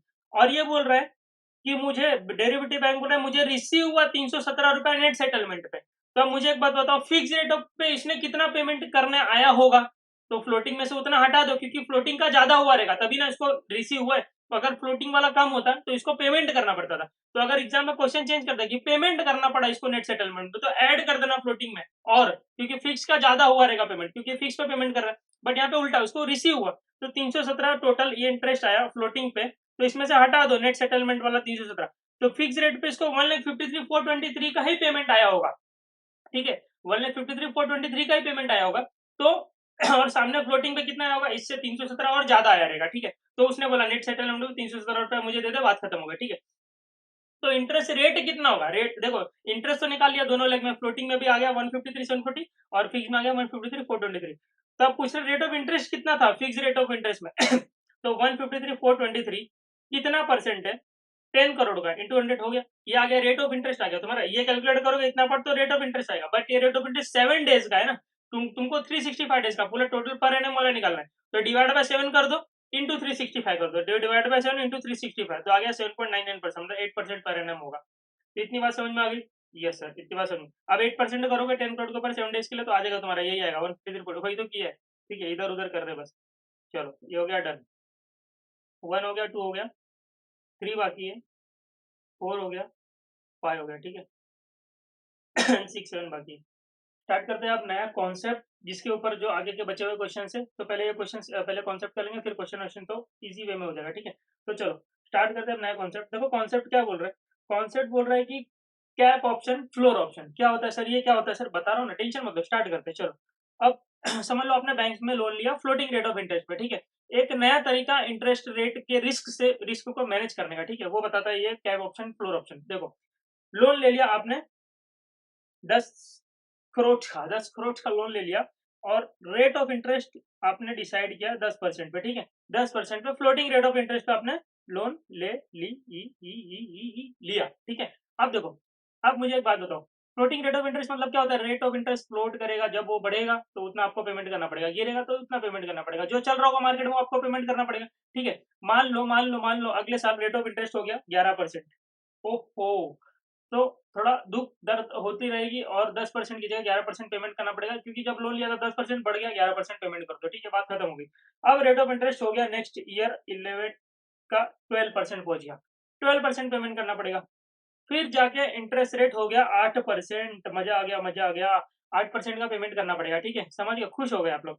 फिर हो गया इंटरेस्ट रेट 7.5%, तो 7.5% पेमेंट करना पड़ेगा। अब दिमाग खराब होगा, अब हो गया इंटरेस्ट रेट डायरेक्ट जाके 15%। जैसे ही रेट ऑफ इंटरेस्ट 15% होगा, आपका हो गया दिमाग खराब कि भाई ये इतना इतना मतलब ज्यादा ज्यादा 12%, 13% दे सकता था, 15% हो गया, अब तो मेरा दिमाग खराब हो गया। अब मेरा कंपनी का हालत खराब हो रहा है, मैं 15% का इंटरेस्ट रेट नहीं पेमेंट कर सकता हूँ। तो कुछ तो उपाय बताइए। बैंक में चला गया भागते भागते कि बैंक भाई, ठीक है, बैंकर भाई, आप मुझे कुछ ऐसा प्लान बताओ, ऐसा कुछ ऑप्शन बताओ, जिससे कि ये इंटरेस्ट रेट से मैं बच बच सकूं। फ्लोटिंग रेट ऑफ इंटरेस्ट मैंने ले लिया है, और मुझे फिक्स रेट ऑफ इंटरेस्ट भी नहीं चाहिए, क्योंकि उसमें भी मेरे को लोचा हो सकता है, क्योंकि ये बेनिफिट जो 8% 7% है उसमें नहीं मिलेगा, ठीक है। तो बैंकर ने बोला चलो तुमको फिक्स रेट ऑफ इंटरेस्ट नहीं चाहिए, देखो आप लोग ने यही बोला होगा सर फिक्स करा लिया होता इससे अच्छा, ठीक है, तो उसको वो भी नहीं चाहिए, उसको क्या चाहिए? मिक्सचर, दोनों के मजे लेने, ठीक है, तो उसको चाहिए मिक्सचर। अब मिक्सचर उसको देंगे, उसको नया नया प्लान देंगे, ठीक है, नया नया ऑप्शन देंगे। तो बैंकर ने बोला देख भाई देख, एक तू बता तेरी मैक्सिमम कैपेसिटी कितनी है? तो उसने बोला कि देखो मेरी मैक्सिमम कैपेसिटी 13%, मैं 13% से ज्यादा नहीं दे सकता हूँ। उसने जब लोन लिया था तो 10% था, ठीक है, 10% पे लोन लिया था। अब वो बोल रहा है कि बढ़ेगा बढ़ेगा बढ़ेगा, मैक्सिमम मैं 13% तक ही दे सकता हूँ, मैक्सिमम मैं 13% ही तक ही दे सकता हूँ, ठीक है। तो बैंकर ने बोला ओके चलो ठीक है, तुम 13% दे सकते हो, उससे ज्यादा अगर हुआ तो मत देना, 13% से ज्यादा मत देना। 14% हुआ फिर भी 13% दिया, तो हम आपको ये ऐसा एक ऑप्शन देते हैं, तो उस ऑप्शन को बोला जाता है कैप ऑप्शन, ठीक है। कैप लगा दिया बैंक ने, इसके ऊपर एक कैप लगा दिया, ठीक है, और बोला कि इससे ज्यादा तुम पेमेंट मत करना, ठीक है। तो हमारे लिए अब ये खुशी की बात है कि अगर मार्केट में 16% भी हो गया, तो भी हमको ये इस कैप जो है, ये कैप लगा दिया है, बॉटल के ऊपर ढक्कन बंद कर दिया 13% के ऊपर, उसके ऊपर जितना भी जाने तो हमको पेमेंट करना नहीं पड़ेगा। क्या ये बैंक फ्री में सुविधा देगा आपको? क्या ये बैंक फ्री में सुविधा देगा? नहीं, फ्री में सुविधा नहीं देगा, ठीक है, सुविधा मतलब हेल्प, ठीक है, फ्री में नहीं देगा, असिस्टेंस नहीं देगा फ्री में, बोलेगा कि कुछ परसेंटेज ऑफ आपको प्रीमियम पेमेंट करना पड़ेगा, ठीक है, कुछ पैसा लेगा बैंक, ठीक है, ऑप्शन का, ऑप्शन दे रहा है ना, तो ऑप्शन का प्रीमियम। अब ये ऑप्शन है, ये ऑप्शन है, आपके ऊपर एक्सरसाइज करना है नहीं करना है। आप समझ लो 14% गया, तब तो एक्सरसाइज करोगे ना कि 14% गया तो मैं 13% ही पेमेंट करूंगा, ठीक है, बैंक को ऐसा बोलोगे 14% नहीं करूंगा, क्योंकि मैंने ऑप्शन खरीद लिया आपसे, आपको उसके पैसे दिए, ठीक है, बात खत्म हो गई। अब एक बात और, अब समझ लो किसी दिन हो गया 8%, तो आप 8% पेमेंट करो। सर ये फिक्स रेट ऑफ इंटरेस्ट है क्या? 13? नहीं बेटा, फिक्स रेट ऑफ इंटरेस्ट नहीं है। ये एक तरह से मेरे को एक बेनिफिट मिल गया कि मैं डर रहा था अगर 15% होगा तो 15% पेमेंट करना पड़ेगा, नहीं ये है तो फ्लोटिंग ही, बट दोनों के मजे चाहिए थे, फिक्स के भी, तो दोनों के मजे मिल गए इसको। देखो फ्लोटिंग का भी मजा ले रहा है, 8% होगा तो 8% पेमेंट करेगा, 7% का तो 7%, 11% हुआ 11, 12 हुआ 12, 13 हुआ 13, 14 हुआ तो भी 13, 15 हुआ तो भी 13, 16 हुआ तो भी 13, अरे 13 का कैप लग गया, ठीक है, 13% का कैप लग गया, इतनी बात समझ में आ गई। अब 8% हुआ तो 8% पेमेंट करेगा, 7% हुआ तो 7% पेमेंट करेगा, 4% होगा तो 4% पेमेंट किया। बैंक का दिमाग खराब हो गया, यहाँ पर आके बैंक का दिमाग खराब हो गया। बैंक ने बोला यार ये क्या हो रहा है, मतलब ये बंदा फ्लोटिंग के तो मजे ले ही रहा है, ठीक है, और अपने लिए तो कैप लगा दिया इसने। हाँ, नो डाउट उसने पैसे दिए बैंक को, तो बैंक बोला कि यार मुझे भी लॉस हो सकता है, जब अगर रेट ऑफ इंटरेस्ट एकदम ही गिर गया तो इसको तो मुझे फ्लोटिंग रेट, तो ये तो 4% होगा, 4% पेमेंट करेगा। तो बैंक, अब इस बार बैंक ने उसको बुलाया, ठीक है, hello hello mister come here, ठीक है, उसको बुलाया, ठीक है, अब उसको क्या बोला, देख तू उस दिन आया रोते रोते, तेरी दुख बातें बताए, दुख भरी बातें बताए, कैप लगा लिया, हो गया बात खत्म, तू निकल लिया, ठीक है। तो ये जो लगाया उसने, उसको हम लोग बोले जाएंगे, इसको बोलेंगे कैप ऑप्शन, ठीक है, इतनी बात समझ में आती है, इसको बोलेंगे कैप ऑप्शन। अब बैंक ने बोला देख हमारा भी एक दुख है कि अगर रेट ऑफ इंटरेस्ट गिर जाता है तो हमको भी लॉस हो जाता है, हम भी मैक्सिमम यार 7% तो कम से कम देना चाहिए तुझे, 7% से और नीचे जाता तो मैं 7% से कम तो नहीं लेने वाला। तो वो बोल रहा है शाड़ा मुंडा, तो क्या फ्लोटिंग रेट ऑफ इंटरेस्ट लिया है, तो समझ रहे हो ना। तो बैंक ने बोलता है ठीक है, हमने तुमको एक कैप लगा के दिया, तू भी मेरे को एक फ्लोर लगा के दे, तू भी मुझे एक फ्लोर लगा के दे, ठीक है। तो बैंक वो बोला, बैंक ने जब मैंने तुमसे कैप मांगा तुमने मेरा प्रीमियम मांगा, बैंक को बोला ना प्रीमियम मांगा ना तुमने मुझसे, हाँ, तो बैंक बोलता ओके, तो वो बोलता मैं भी चार्ज करूंगा, ठीक है। तो बैंक बोलता ओके ठीक है, तू भी चार्ज कर ले भाई, फिर तू भी मुझे एक ऑप्शन दे रहा है, बैंक को ऑप्शन दे रहा है, बैंक ले रहा है फ्लोर ऑप्शन। बैंक को डर है कि रेट ऑफ इंटरेस्ट ज्यादा नहीं गिर जाए, तो इस बार बैंक दुख में, ठीक है, तो कभी भी बैंक खरीदेगा फ्लोर ऑप्शन। तो यहाँ पे इसने फ्लोर ऑप्शन दे दिया। अब फ्लोर ऑप्शन सर क्या होता है? फ्लोर ऑप्शन ये होता है बेटा कि अगर रेट ऑफ इंटरेस्ट गिर रहा है, फ्लोर नीचे होता है ना, तो गिर रहा है, ठीक है, वो वाला फ्लोर नहीं, 21 फ्लोर 22 वो वाला फ्लोर नहीं, फ्लोर ऑप्शन नीचे लगा रहे, ठीक है, कि इससे नीचे अगर जाता है फिर भी उसको उतना ही देना पड़ेगा, नीचे का फिर भी उसको उतना ही देना पड़ेगा। कितना हो गया देखो, 11 11 दो, 12 12 दो, 13 13 दो, 14 फिर 13 दो, 15 हुआ फिर भी 13 दो, फिर 10 हो गया 10 दे दो, 7 7 दे दो, 6 हुआ नहीं 7 दो, 5% अगर नहीं फिर भी 7 दो, तो 7 पे एक लग गया फ्लोर ऑप्शन, ठीक है। तो ये हो गया एक कैप एंड फ्लोर ऑप्शन का कॉम्बिनेशन, कि 13 से ऊपर जाएगा तो भी तुम 13 ही दोगे, 7 से नीचे जाएगा फिर भी तुम 7% दोगे, ठीक है। तो ये दोनों के मजे हो गए, फिक्स फ्लोटिंग दोनों के मजे ले लिए इसने, ठीक है। तो अब फ्लोर ऑप्शन बैंक ने बांटे तो इसको प्रीमियम देना पड़ा, बैंक को प्रीमियम कुछ पेमेंट करना पड़ा उसको, ताकि बैंक ये ऑप्शन खरीदे, ठीक है। अब दोनों ही खुश रहेंगे, ठीक है। ये सबसे बेस्ट होता है कि बढ़ रहा है कम हो रहा है वो भी ले लो, और जहां तक तुम्हारी कैपेसिटी उसके ऊपर भी तुमको नहीं पे कर रहा तो ये ऑप्शन ले लो, खत्म हो गई बात, ठीक है। ये बात समझ में आती है? तो ये तुम्हारा कैप एंड फ्लोर ऑप्शन का कॉन्सेप्ट था, ये हो गया यहाँ पे फिनिश, ठीक है। तो ये तुम्हारा फ्लोर ऑप्शन लग गया यहाँ पे, 7% भी नीचे आएगा फिर भी बैंक, अभी देखो इसके ऊपर क्वेश्चन भी कर लेंगे, और ये कैप ऑप्शन हो गया, ठीक है। तो सिंपल सी बात है, अगर तुमने तुमने as a business cap option अगर खरीदा है तो तुमको अगर समझ लो 13% से ऊपर जाता है, ठीक है, 14% तो बैंक तुमको 1% दे देगी, ठीक है। इन शॉर्ट वो तुमसे 13% ही लेगी, ठीक है। ये हो गया बात खत्म। और फ्लोर ऑप्शन में अगर 5% जाता है तो तुमको कम से कम 7% तो देना ही पड़ेगा, ठीक है। तो ये हो गया यहाँ पे बात खत्म। ये तुम्हारा हुआ कैप ऑप्शन फ्लोर ऑप्शन का कॉन्सेप्ट फिनिश, ठीक है। इतनी बात समझ में आ गई। अब इसके ऊपर जो क्वेश्चन है वर्क कर लेते हैं। चलो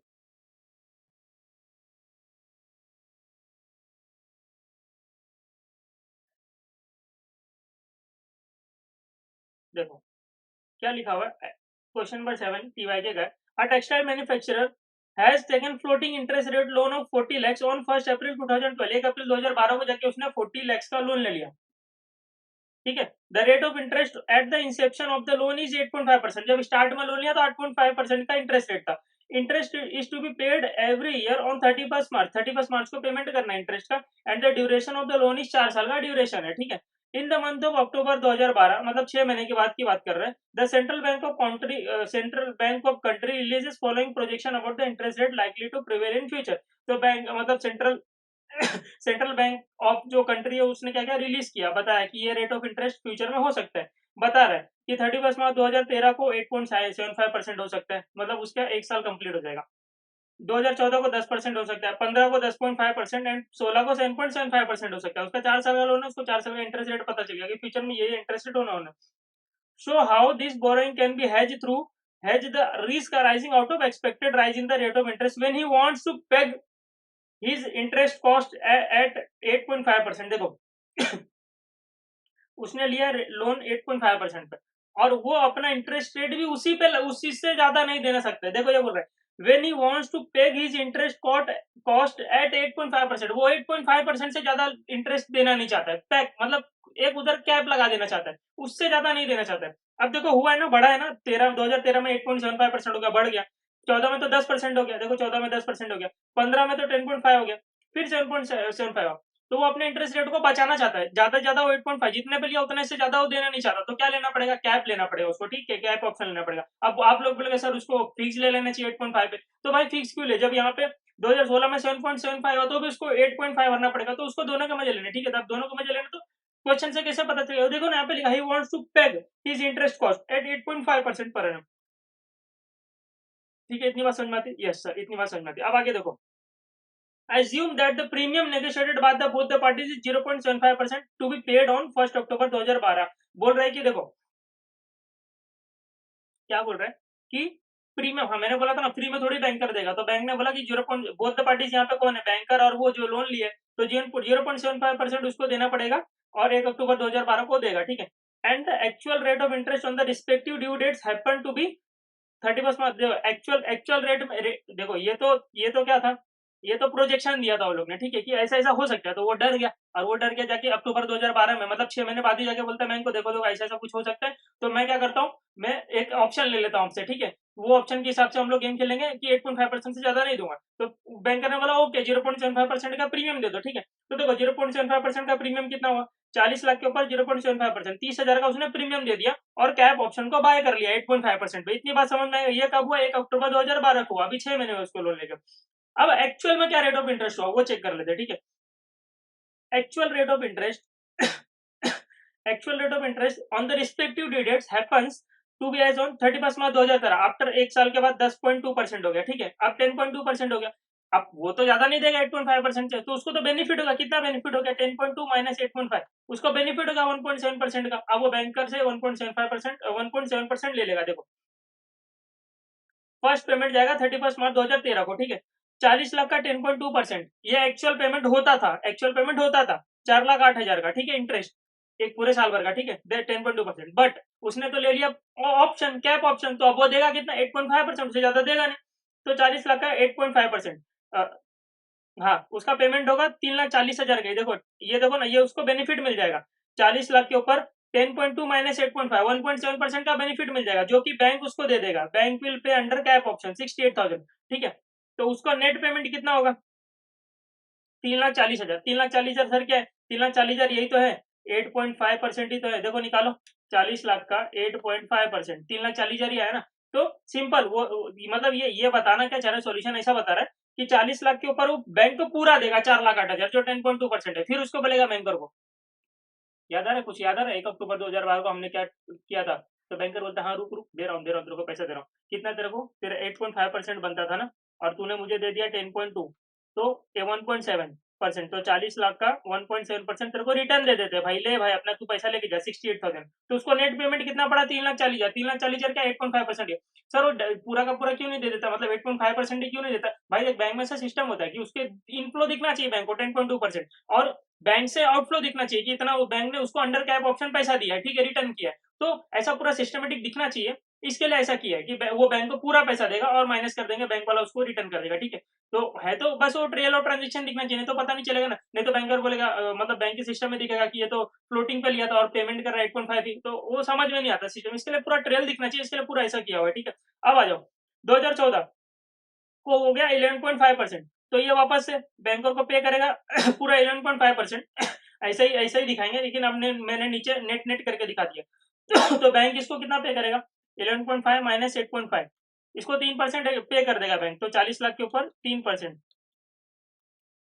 1,20,000 बैंक इसको पे कर देगा, ठीक है, अंडर कैप ऑप्शन। तो यहाँ पे क्वेश्चन में यही पूछा हुआ है ना, so how the settlement will be executed on the perspective interest due date, ठीक है। तो पूछ रहा है सेटलमेंट कैसा होगा, तो सेटलमेंट ऐसे होगा, नेट पेमेंट बैंक उसको करते जाएगी, ठीक है। अब मतलब ये नेट पेमेंट करेगा बैंक को 8.5% बस।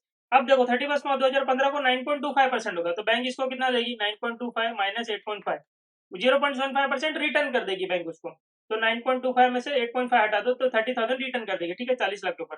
अब नेक्स्ट क्या हो गया, 8.25 हो गया, तो इसने तो 8.5 का कैप लगाया था, 8.5 के ऊपर जाएगा तो अब 8.5 का तो नीचे, तो ये ऑप्शन एक्सरसाइज नहीं करेगा, बोलेगा नहीं मैं तो 8.25 दूंगा। यहाँ पे कोई फ्लोर ऑप्शन नहीं है, तो no compensation as ROI is less than 8.5%, ठीक है, खत्म होगा क्वेश्चन। कुछ था नहीं इसमें, सिंपल सा क्वेश्चन था। ये क्या है मतलब ये सब कराना पड़े मतलब, सिंपल सिंपल है। चलो एक और क्वेश्चन कर देते हैं, धमाकेदार क्वेश्चन क्वेश्चन, इसमें थोड़ा मजा आ जाएगा आपको। देखो 10 मिनट में कराना है क्वेश्चन, 10 मिनट में नहीं, 15 मिनट में, ठीक है। चलो एक्सवाइजेड लिमिटेड ने बोरो किया, क्या किया borrow, GBP 15 million of 6 month लाइवर plus 10% for period of 24 month, ठीक है। देखो एक्सवाइजेड ने बोरो किया 15 जीबीपी 15 मिलियन का लोन लिया ऑफ 6 मंथ, मतलब 6 मंथ में लाइवर का जो रेट है वो 6 मंथ में चेंज होगा। इसका मतलब ये होता है 6 मंथ लाइवर प्लस 10%, मतलब लाइवर क्या है, वो जैसे यहाँ पे फ्लोटिंग रेट ऑफ इंटरेस्ट होता है ना, वैसे ये लाइबोर है। लाइबोर आपका प्लस में बढ़ते जाएगा, कम होते जाएगा, ठीक है। बट ये प्लस 10% में, जैसे देखो लाइबोर हो गया 8%, तो 8 प्लस 10 18% तुमको रेट ऑफ इंटरेस्ट पेमेंट करना पड़ेगा। लाइबोर हो गया 9%, ठीक है, तो 9 प्लस 10 19% पेमेंट करना पड़ेगा। तो लाइबोर इज फ्लक्चुएटिंग, ठीक है, plus 10% is fix for a period of 24 months. The company anticipates a rise in LIBOR company को ऐसा लग रहा है कि लाइबोर बढ़ सकता है, ठीक है, लाइबोर बढ़ा तो इंटरेस्ट रेट भी बढ़ जाएगा इनका, प्लस 10% जो है वो तो फिक्स है, ठीक है। लाइबोर बढ़ेगा तो रेट ऑफ इंटरेस्ट भी बढ़ जाएगा, ऐसा कंपनी को लग रहा है। तो कंपनी ने बोला कि देखो हमको ना प्रपोज किया कि हमको कैप ऑप्शन खरीदना है from its banker at the strike rate of 8%। बोल रहा है कि लाइबोर हमको 8% फिक्स कर दो, मतलब यहाँ पे इसको 8% फिक्स कर दो, 8+10, मतलब ये लोग 18% से ज्यादा इंटरेस्ट रेट देने की कैपेसिटी नहीं रखते, ठीक है। तो इन्होंने अपने इस चीज को फिक्स करने की मांग की, लाइबोर को फिक्स करने की मांग की, ठीक है। तो लाइबोर से ही कंपेयर करेंगे। अब ये लोग ने बोला 8% से ज्यादा नहीं देना हमको, हम प्रीमियम दे देंगे। तो the lump sum premium is 1% for the entire reset period. Entire reset period मतलब 24 महीने का लोन है, 6 मंथ का रिसेट पीरियड, अभी लिखा था ना 6 मंथ लाइबोर, तो 6 मंथ का रिसेट पीरियड, तो 4 रिसेट पीरियड होंगे, चारों रिसेट पीरियड का प्रीमियम बता रहे हैं। Lump sum premium is 1% for the entire reset period and the fix rate of interest is 7%। देखो फिक्स रेट ऑफ इंटरेस्ट दिया है 7% पर एनम, उसका यूज क्या है, बहुत इंपॉर्टेंट यूज है, बताऊंगा मैं। Actual position of LIBOR during the forthcoming reset period is as under. देखो क्या क्या दिया हुआ है, रिसेट पीरियड 1 मतलब आफ्टर 6 मंथ लोन का लाइबोर का रेट हो गया 9%, ठीक है, बट ये कितना पे करेगा, ये तो 8% ज्यादा पे ही नहीं करेगा। 9 हो गया मतलब 9+10, उसको 19% पेमेंट करना है, बट वो पे कितना करेगा, 8+10, 18% ही पेमेंट करने वाला, तो 1% का इसको बेनिफिट होगा। तो डायरेक्ट 1% यही कंपेयर करता है ना, वो 10 तो फिक्स ही, उसको क्यों लेने का यहाँ पे। तो 9 की जगह 9 नहीं पे करेगा, 80% पे करेगा, क्योंकि उसने प्रीमियम भी दिया बैंक को। सेकंड रिसेट पीरियड में 9.5 हो गया, तो अब 1.5 इसको बैंक से मिल जाएगा, क्योंकि उसने 8% ही फिक्स किया हुआ। थर्ड में 10% होगा। अब चौथे का दिया होगा, नहीं दिया हो तो मत करो कैलकुलेट, दिया होता तो करते थे। अब आगे देखो, you are required to show how far interest rate risk is hedge through cap option. बोल रहा है कि तुम बताओ कितना इसको बेनिफिट हुआ, हेजिंग कितना हुआ, क्या अमाउंट का बेनिफिट हो गया इसको। For calculation work out figures for each stage up to 3 decimal point and amount nearest to GBP. आप लोग पूछते रहते ना सर कितना डेसिमल, एग्जाम में देगा आपको 2 डेसिमल, 3 डेसिमल, 4 डेसिमल, नहीं देगा तो मैक्सिमम 4 डेसिमल, ठीक है, खत्म हो गया बात। It should B part of your working notes, ठीक है, इतनी बात। देखो कितना बात बताओ, 15 मिलियन का आपने लोन लिया, उसके ऊपर 1% मतलब 1,50,000 क्या किया आपने, प्रीमियम पे कर दिया, 1,50,000 का प्रीमियम पे कर दिया जीबीपी, ठीक है। अब मुझे एक बात बताओ, हर एक रिसेट पीरियड का निकाल लेते हैं कि मुझे बैंक कितना पैसा देगा रिटर्न, ठीक है, मैं तो पूरा दे दूंगा, बैंक मुझे कितना रिटर्न दे देगा, तो जितना तुमने फिक्स किया होगा, मतलब तुमने लाइबोर कितना किया यहाँ पे स्ट्राइक, कितना कैप लगाया, कैप किसके ऊपर लगाया, 8% के ऊपर, तो 8% के ऊपर जाएगा तो फिर 1% बैंक दे देगा, तो 8% आ जाएगा। 8% के ऊपर 10% का बैंक 2% रिटर्न करेगा, फिर 8% आ जाएगा, तुम्हारा कॉस्ट 8% से ज्यादा नहीं जाना चाहिए, ठीक है, लाइबोर की बात कर रहा हूँ। तो रिसीव्ड अंडर कैप ऑप्शन ये बताते पहली बात तो, ठीक है, फिर उसको पेमेंट जो होगा उससे कंपेयर कर लेंगे, प्रॉफिट लॉस आ जाएगा, ठीक है, इतनी बात समझ में आती है। अब आगे देखो, फर्स्ट रिसेट पीरियड में 9% हो गया, ठीक है, बट मैंने तो 8 पे कैप लगाया हुआ, ये देखो यहाँ पे मैंने तो 8 पे कैप लगा हुआ है, तो 8 से ज्यादा मैं दूंगा नहीं, तो 9 माइनस 8 मतलब 1% मेरे को बैंक रिटर्न कर देगा, मतलब 6 मंथ के लिए, तो इंटू 6 करना पड़ेगा। तो 15 मिलियन के ऊपर 1% इंटू 6 डिवाइड बाई 12, तो मुझे 75,000 जीबीपी बैंक रिटर्न कर देगा, तो इतना मुझे कैप ऑप्शन के अंडर रिटर्न मिलेगा, मतलब इसको बोलते हैं रिसीव्ड अंडर कैप ऑप्शन। और फ्लोर ऑप्शन में पे करना पड़ता है, पे अंडर का, क्योंकि उसमें इस 7% हो गया, समझ लो 8% पे फ्लोर लगा हुआ है, तो 8% के नीचे का फिर भी 8% पेमेंट करना पड़ेगा, ठीक है।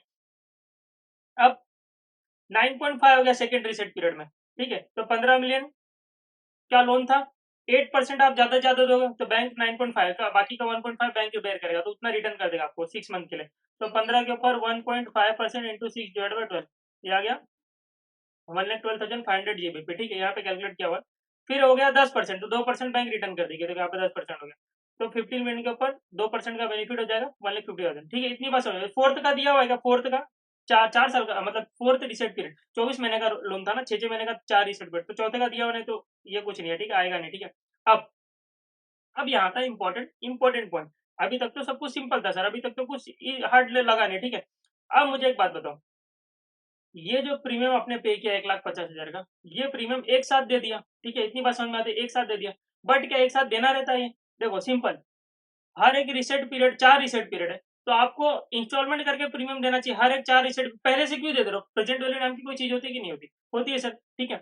तो अगर पहले से दे दे रहे हो तो आप अपना बेनिफिट और वो एक्चुअल बेनिफिट नहीं निकाल रहे हो फिर, ठीक है, आपका भी तो पैसा वहां पे पड़ा हुआ था उतने टाइम से, तो एक्चुअल बेनिफिट निकालना है आपको कि एक्चुअल में क्या बेनिफिट हुआ। ये रेट ऑफ इंटरेस्ट दिया हुआ ना यहाँ पे, फिक्स रेट ऑफ इंटरेस्ट 7%, ये प्रेजेंट वैल्यू के लिए दिया है, वो तो फ्लोटिंग है, फ्लोटिंग को थोड़ी यूज करना है, वो तो ऊपर नीचे उतरता है। ये जो दिया हुआ fix rate of interest 7% per annum, ये आपको प्रेजेंट वैल्यू निकालने के लिए दिया हुआ है, ठीक है, हिडन एडजस्टमेंट है। अब देखो, अब मुझे एक बात बताओ, 1,50,000 आपने आज ही दे दिया, बट वो आपको देना चाहिए था 4, तो सर डिवाइड बाय 4 कर दो ना। अरे 4 कैसे करेंगे, उसका प्रेजेंट वैल्यू लेके आना पड़ेगा, ठीक है। वो भी प्रेजेंट वैल्यू ऐसे नहीं निकाल सकते डायरेक्ट 1,50,000 को डायरेक्ट डिवाइड, क्योंकि उसमें 4 बार कंपाउंडिंग होगा, 4 रीसेट पीरियड है ना, तो हर इंस्टॉलमेंट में पैसा जा रहा है, 4 इंस्टॉलमेंट में पैसा जाना चाहिए था एक्चुअल में, ठीक है। तो अब उसको 4 बार खींचना पड़ेगा पीछे, तो होगा। अभी देखो कैसे खींचते मैं बताता हूँ, देखो सिंपल सी बात है, ये 7% पर एनम है, ठीक है। तो मुझे बताओ ये 6 महीने का इंटरेस्ट रेट लगना चाहिए, तो 6 महीने का इंटरेस्ट रेट कितना है, 3.5%, ठीक है। इतनी बात समझ में आ गई।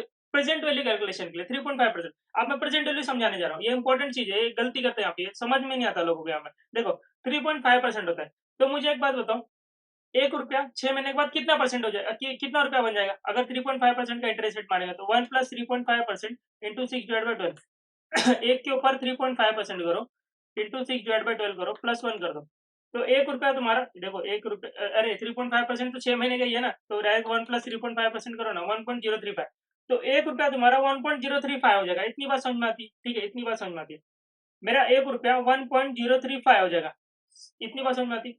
अब जो प्रीमियम देना चाहिए था वो मुझे इधर देना चाहिए था आफ्टर 6 मंथ, ठीक है, इतनी बात समझ में आती, आफ्टर 6 मंथ देना चाहिए था, तो उसका प्रेजेंट वैल्यू क्या होगा, समझ लो यहाँ पे मैंने एक्स प्रीमियम दिया, ठीक है, समझ लो यहाँ पे 40,000 प्रीमियम दिया होता, तो इसका प्रेजेंट वैल्यू कैसे निकालोगे, 40,000 इंटू 1/1.035 ऐसे करोगे ना, तो 1/1.035 यहाँ पे एक्स कर दो, अभी प्रीमियम पता नहीं है, तो x इंटू 1/1.035, अब ये इतनी बात समझ में आती है ठीक है, तो ये हो गया 1/x x इंटू 1/1.035, इतनी बात समझ में आ गई है सर। अब 1 रुपया 6 मंथ के बाद नहीं, अब सेकेंड वाला जो आएगा, सेकेंड वाला रीसेट पीरियड, उसके ऊपर 1 + 3.5% प्लस 3.5%, ठीक है, तो 1 + 3.5% और एक बार 3.5, तो प्लस 3.5% करो, तो 1.071 आएगा, ठीक है। तो अब 1 रुपया आफ्टर 1 ईयर कितना होगा, सर 7% डायरेक्ट मारते ना, नहीं बेटा 7% डायरेक्ट नहीं मार सकते, क्योंकि 6 मंथ का रिसेट पीरियड है, तो 2 बार इंटरेस्ट चढ़ेगा उसके ऊपर, ठीक है। तो 1 रुपया आफ्टर 1 ईयर कितना होगा, वहां पे 1.0713, ठीक है, इतना होगा।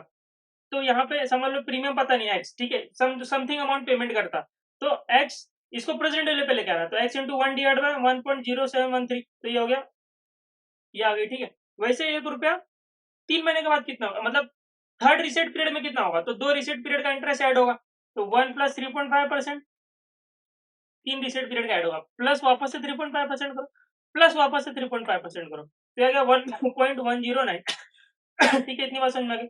सेम लास्ट रिसेट पीरियड का एक बार और प्लस 3.5% कर दो, तो आ गया यहाँ पे, ठीक है, 1.1448। अब ये सबको मैं यहाँ पे ये सबको प्रेजेंट वैल्यू पे लेके आ जाऊंगा, तो ये it should be equal to 1,50,000, it should be equal to 1,50,000, ठीक है। अब कैसे खींचेंगे सर इसको, देखो सब में एक्स कॉमन है, ठीक है, तो +1 डिवाइड बाय जो है वो आप लोग अलग से ऐड कर लो, ठीक है। तो देखो 1 डिवाइड बाय 1.035 ये कितना होता है, 0.966, एम प्लस में डाल दो, फिर 1 डिवाइड बाय 1.0712 ये कितना होता है, 0.933, इसको एम प्लस में डाल दो, ऐसा करके सबको एम प्लस में डालोगे तो आ जाएगा तुम्हारा 3.671, ठीक है। इसको सॉल्व करोगे ना, इसको सॉल्व करोगे ना, तो आएगा x into 3.671, it should be equal to 1,50,000, ठीक है। अभी एक बार और बताऊंगा, समझ में आ जाएगा, देखो दूसरे तरीके से बताऊंगा, तो x का वैल्यू आएगा 40,861, देखो अब 40,861 तुम्हारा प्रीमियम हर रिसेट पीरियड में बनता था, ठीक है। अब एक काम करो, मैं बताता हूँ, 40,861 प्लस 3.5% करो, प्लस 3.5 एक काम करो, देखो 40,861 ये हो गया, डिवाइड बाय 1.035 करो, डिवाइड बाय 1.035 ये करते कैलसी में m plus m plus m plus m plus 4 बार करो, 1,50,000 आ गया, 1,50,000। मैंने क्या किया, वही उसको अनवाइंड नहीं किया, वापस से उसको लेके गया प्रेजेंट, मतलब खोल दिया मैंने 40,861 को और 4 बार आगे लेके गया, तो 1,50,000 आ गया, ठीक है। तो अभी सर इसको एक बार और बता दो ना, देखो देखो ध्यान से देखो, 1 रुपया तुम्हारा आफ्टर 6 मंथ 1.035 आएगा, ये एक्स कुछ तो है, ठीक है, प्रीमियम है, जो कि जो कि इक्वल टू है 1.035 के, ठीक है। तो प्रेजेंट वैल्यू कितना क्रॉस मल्टीप्लाई करके आ गया, तो x इंटू 1 डिवाइड बाय 1.035, अब ये 1 डिवाइड बाय 1.035 ही तो 0.966 है, इसी को तो 1 x से मल्टीप्लाई कर रहे हो, तो देखो x इंटू 0.966, अब आफ्टर 1 ईयर तो 2 बार 3.5% ऐड होगा 1 रुपीज में, तो 1.0712 पहुंचेगा, और 1.0712 इज इक्वल टू एक्स, ये प्रीमियम जो देते थे आप 1 साल के बाद, ठीक है, सेकेंड रीसेट पीरियड में। तो ये प्रीमियम नहीं पता, इसका प्रेजेंट वैल्यू निकाला, प्रेजेंट वैल्यू निकाला तो उसको डिवाइड कर दोगे। देखो ना, सिंपल सी बात है भाई, 100 रुपया है, ठीक है, 100 रुपया 10% के हिसाब से अगर 1 साल बाद देखोगे तो कितना हो जाएगा, 100 प्लस 10% हो जाएगा, 110 हो जाएगा। अब 110 को वापस से प्रेजेंट वैल्यू पे लेके आना है, ठीक है, तो कैसा करोगे, ऐसा चेक करोगे, 1 रुपया अगर 10% के हिसाब से 1.1 होता था, तो 110 जो है वो कितना होगा, 110 डिवाइड बाय, यही करोगे ना, 110 इंटू 1 डिवाइड बाय 1.1, यही करोगे ना, करो 110 डिवाइड बाय 1.1, तो आ गया 100 रुपया। अब ये 1.1 डिवाइड बाय 1.1 क्या है, ये तुम्हारा फैक्टर है 0.909, यही तो तुम्हारा फैक्टर है, एट द रेट, ये एट द रेट 3.5% है, ठीक है, 7% फॉर 6 मंथ, तो 3.5% फॉर 6 मंथ के लिए। अब 1 रुपया तुम्हारा 0.712 हो जाएगा, प्लस 3.5 प्लस 3.5%, तो एक्स कितना होगा, तो एक्स इंटू 1 डिवाइड, तो 1 डिवाइड बाय 1.0712 ही तो तुम्हारा फैक्टर है 0.933, इसको करो 1 डिवाइड बाय 1.0712, ये करो, इसका शॉर्टकट बता दूंगा अभी, 9.33, ठीक है। तो ये एक्स से सब मल्टीप्लाई होंगे, तो मुझे ये सब मिला के 1.5 लाख हो जाएंगे, ठीक है, ये सब मिला के एक्स से मल्टीप्लाई करोगे, मल्टीप्लाई करो, मल्टीप्लाई करो, मल्टीप्लाई करो, तो 1.5 लाख हो जाएगा, ठीक है। तो ये टोटल कितना है, ये कितना है टोटल, एक्स इंटू 3.672, ये करोगे ना, तो ये आ जाएगा एक्स इंटू 3.672, 3.672 क्या, 4 साल का पूरा, 4 साल मतलब 4 रीसेट पीरियड, 2 साल का पूरा टोटल रीसेट वो है, क्यूमुलेटिव तुम्हारा फैक्टर है, ठीक है, सिर्फ मैथ्स से सब। तो ये आ गया 1.5 लाख, ठीक है, ये समझ में आ गया। अब 1.5 लाख को डिवाइड करोगे 3.672 से, तो आ जाएगा तुम्हारा प्रीमियम अमाउंट 40,861, ये प्रीमियम हर रीसेट पीरियड में देना चाहिए था। अब देखो यहाँ पे ना एक्स को रिप्लेस कर दो, एक्स की जगह पे 40,861 कर दो, कैलकुलेट करोगे तो आ जाएगा 1.5 लाख के बराबर, ठीक है, मतलब फर्स्ट रीसेट पीरियड में तुमको प्रीमियम 40,861 पड़ा, सेकंड में 40,861, थर्ड में 40,861, ठीक है, ऐसे 40,861 इंटू 4 करोगे ना, तो 1,63,454, मतलब 4 रीसेट पीरियड का टोटल इतना प्रीमियम बनता है, 1.5 लाख तुम्हारा प्रेजेंट वैल्यू, ठीक है, तो एक्चुअल प्रीमियम ये है 40,861, ठीक है। तो फर्स्ट रीसेट में आपको बेनिफिट हुआ 75,000 का, और प्रीमियम आपने दिया 40,861, ये प्रीपेड प्रीमियम था, तो 34,139 का नेट बेनिफिट है। उसने पूछा था ना, उसने पूछा था कि कितना इंटरेस्ट रेट रिस्क हेज हो सका, ठीक है, तो बहुत लोग गलती कर देते, डायरेक्ट ये प्रीमियम माइनस 1.5 लाख कर देंगे, या तो 1.5 लाख को डिवाइड कर देंगे 4 रीसेट पर, नहीं, गलत है। तुमको दिया हुआ ना इंटरेस्ट रेट 7%, तो क्यों दिया हुआ है, खेलने के लिए थोड़ी दिया हुआ है, आपको पता रहना चाहिए कि पूछ रहा है कितना तुमने हेज किया, तो 1.5 लाख दे दिया, 1.5 लाख आज नहीं देना था, 1.5 लाख तुम्हारा भी तो पैसा पड़ा हुआ है ना, फ्री में थोड़ी पड़ा हुआ है, उसका भी तो, उसके ऊपर भी तो अगर कहीं और तुम वहां पे प्रीमियम नहीं देते, तो कहीं ना कहीं तो कमाते पैसा, कहीं ना कहीं तो लगाते, तो कुछ तो कमाते, तो बता रहे 7% है minimum fix rate of interest, तो प्रेजेंट वैल्यू के लिए निकालने के लिए कि उसका प्रेजेंट वैल्यू कितना, ठीक है, तो 34,139, और यहाँ पे 1,12,500 मिला था तुमको, तो प्रीमियम 40,861, तो यहाँ पे क्या 71,639, और ये से यहाँ पे 1,09,000, तो नेट बेनिफिट हुआ इतना, और इतना तुम्हारा गया है, और इतना तुम्हारा तुमको मिला है, ठीक है, इतनी बात समझ में आ गई। तो ये तुम्हारा हो गया ये वाला क्वेश्चन, ये इंपॉर्टेंट क्वेश्चन था, यहाँ पे यही मिस्टेक होता है आपका प्रेजेंट वैल्यू निकालने के लिए। देखो अभी सिंपल है,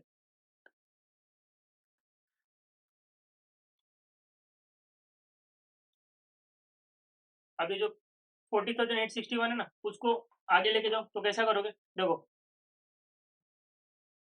ये वाला कैलकुलेशन है ना, ये 0.96 ये मल्टीप्लाई करते हैं, ये कैसे आएगा 1.5 लाख सर, ये देखो 40,861 अपने कैलसी में लिखो, डिवाइड करो, उसको डिवाइड करो किससे, 1.035 से डिवाइड करो, क्यों सर, वो 6 मंथ का इंटरेस्ट रेट है ना, तो उसको डिवाइड करो 1.035 से, ठीक है, क्योंकि 1 रुपया 1.035 आ जाएगा, तो डिवाइड किया उसको, अब आ गया 39,479 है, इसको एम प्लस में डालो, ये 1 साल एक रिसेट पीरियड का, ठीक है, 6 मंथ का, इस फिर इक्वल टू का बटन दबाओ, फिर एम प्लस में डालो, फिर इक्वल टू का बटन दबाओ, फिर एम प्लस, फिर इक्वल टू, फिर एम प्लस, 4 बार एम प्लस का बटन दबना चाहिए, ठीक है, क्योंकि 4 रिसेट पीरियड, एमआरसी कर दो, आगे 1.5 लाख के बराबर, तो इतनी बात समझ में आ जाती है, ठीक है, तो ये हो गया आपका कैलकुलेशन, समझ में आ गया, क्वेश्चन नंबर 3 डन।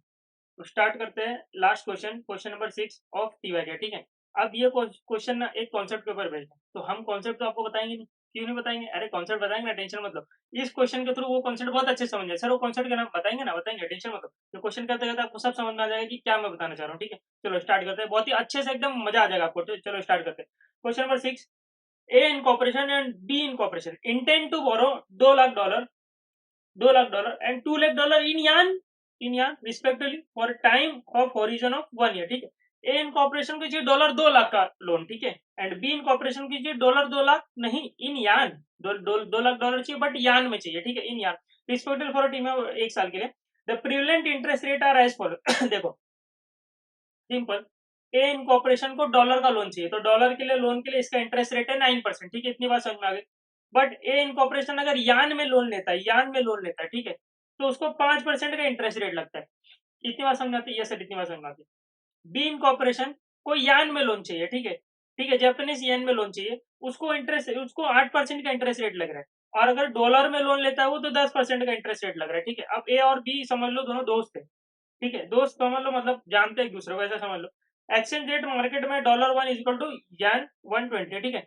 अब बी इनकॉर्पोरेशन बोलता है ए इनकॉर्पोरेशन को, यार एक काम करते हैं ना, तू मेरा लोन ले ले, मैं तेरा लोन ले लेता हूँ, ठीक है। ऐसा ये लोग बोलते हैं।